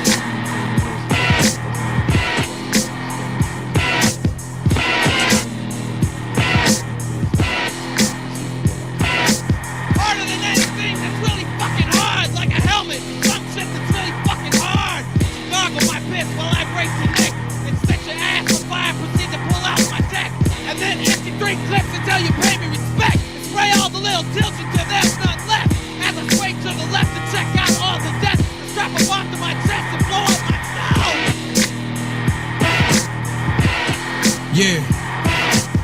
Yo, what's the motherfucking gap to this? Y'all believe lies like y'all was Catholics. I rap in Arabic, so my message is just immaculate. My rap elaborate, drink a 40 can blaze a sack to it. My aim is accurate, take your brain and blow out the back of it. I'm salty, miserable cat that slap shorties. Looks kinda resemble that, a fat party. I don't even clap, young boy, clap for me. Chain hang down on my dick, I'm that gaudy. I don't even fuck with you cats, you rap poorly. I don't even fuck with you cats, you that corny. Put a whack on me. We barking at you. And Vinny Paz hold a hammer like a carpenter do. You should understand that I ain't really fucking around. And if you don't, you're gonna find your body stuck in the ground. We bucking them down. Cause that's how wrong my life is. Y'all don't understand how fucking strong my wife is. I'm from a time where every song was righteous. Before rap was just a swarm of white kids. And y'all are witness to the dawn of heightness. Or just another victim to the pawns and shysters. I feed your corpse to a swarm of vipers. Let them suck the blood till your form is lifeless. What? Fucking Vinny Paz, daddy. Jedi mind tricks. Yeah.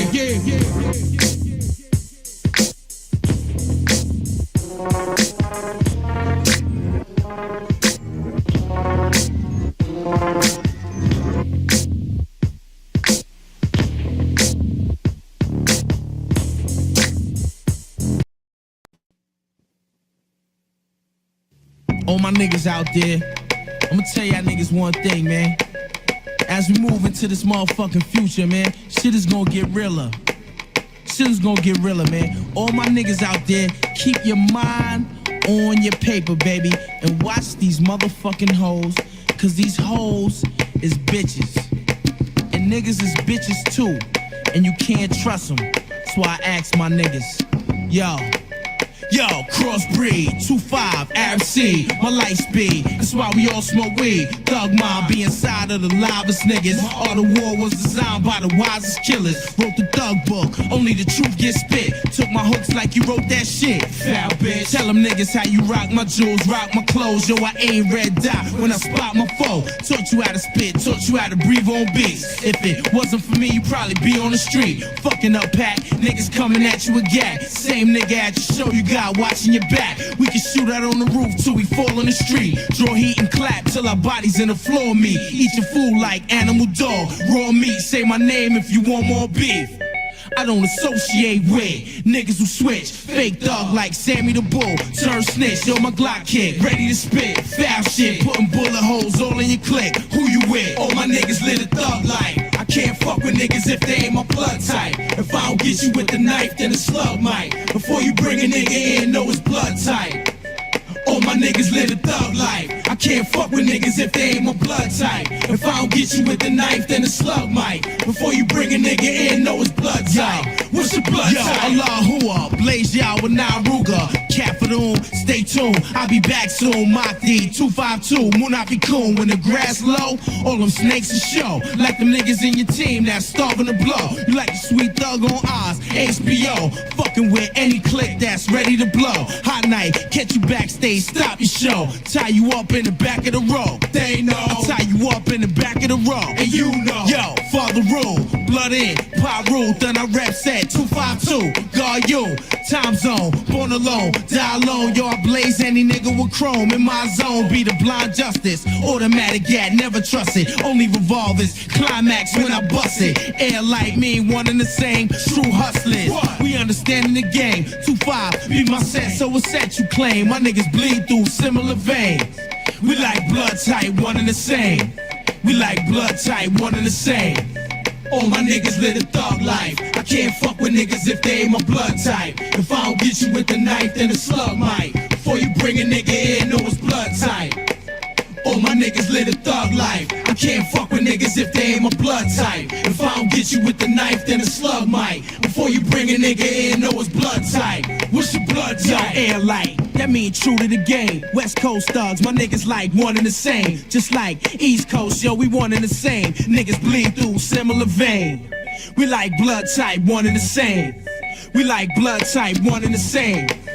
Tell them niggas who the father to your style is. Yo, you started off winning the race, but lost mileage. Formulas, crime science. Bow down to something far greater. Mahdi, royally your highness. Queen's finest. Buck your all-star lineup. My Artie Clay tear your spine up. Get my shine up. Artie Clay tear your spine up and get my a group of people who want to rule the world. Hitler's second book was The World Order, the New World Order. The Council on Foreign Relations crowd are trying to establish today what Hitler established yesterday.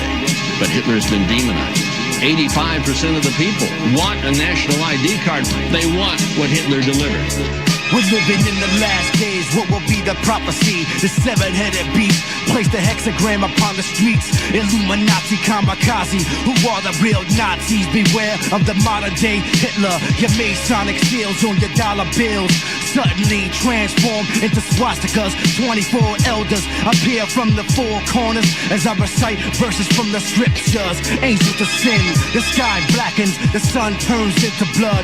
Behold a pale horse rider from a distance. I see the four horsemen of the apocalypse. The entrance to the pyramids where the secrets of the lost ages are buried, wrapped up like mummies, uncovered like archaeology. This is the new discovery of the LCOB.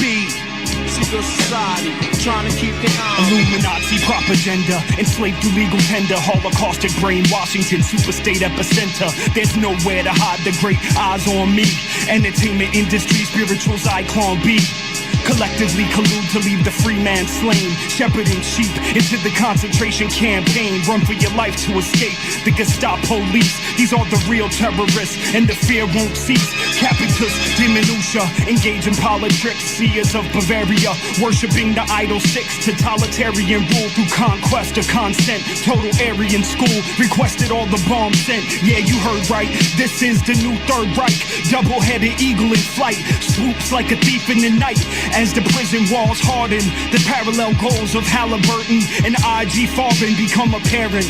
Underneath the parent Union Banking Corporation of NYC heads up the distribution of our FID. Chips to make you slip into submission, become civilian citizens of neo-fascist jurisdiction. Illuminati want my mind, soul, and my body. Children of lost souls, crossroads, towards flows. In the valley of death, don't step where the corpse grows. Ain't nothing magic like Angel and Copperfield. Novus, Ordo Seclorum on a Masonic seal. Illuminati, I be ill, follow what they fathers build. Eye of illumination stamped upon a dollar bill. Secret symbology, the circle in the prophecy. Skull and bones, scroll, lock and key, that's the policy. Raping the nation, the philosophy is Satan. The hypocrisy we facing like we got to be forsaken. Lost without a savior, burning the corpse upon a cross with our neighbor and toast the forgotten flavor. What? Neo-Nazi, fascism, the classism, collapse system that felt the venom when man bit him. When that's given, then nothing can ever come of this. The smoke and mirrors of shadow worlds that don't exist. Illuminati want my mind, soul, and my body. Secret society, trying to keep their eye on me. Illuminati want my mind, soul, and my body. Secret society, trying to keep their eye on me. Illuminati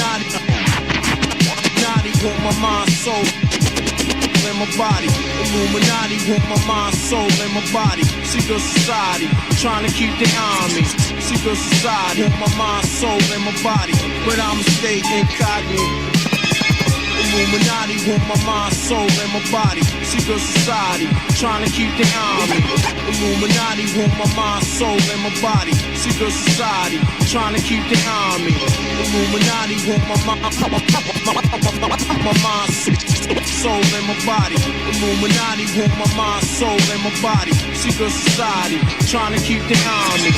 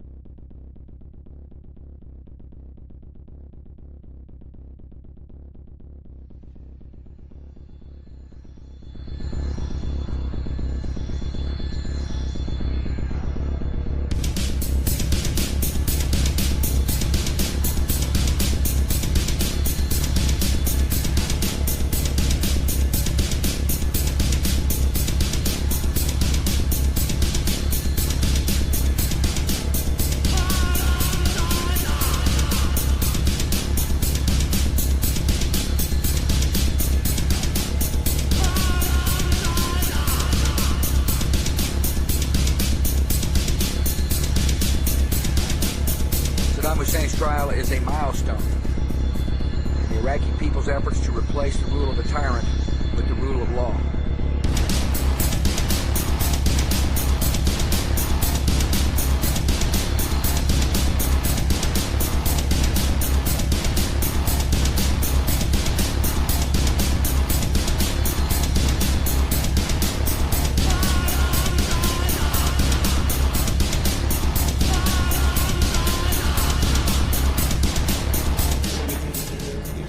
Well, as Margaret said, I'm a position on the death penalty. Well, no, I want your position. You're the Prime Minister. You've Yeah. been Prime Minister for 10 years. She's been Foreign Secretary for 5 minutes. Do you think Saddam Hussein should be executed? Excuse me, thank you very much. I've just said she set out the position for the government yesterday. Yeah, and that's all I want to say on it, right? Our position on the death penalty is well known, but actually, so should be I think I've just said our position on the death penalty is well known. We're opposed to it, as Margaret said And you yesterday. oppose his So that is execution, then? so. Obviously, since we're opposed to the death penalty, we're in exactly the position that she described. You oppose his execution? Excuse me, that is just enough. Thank you very much.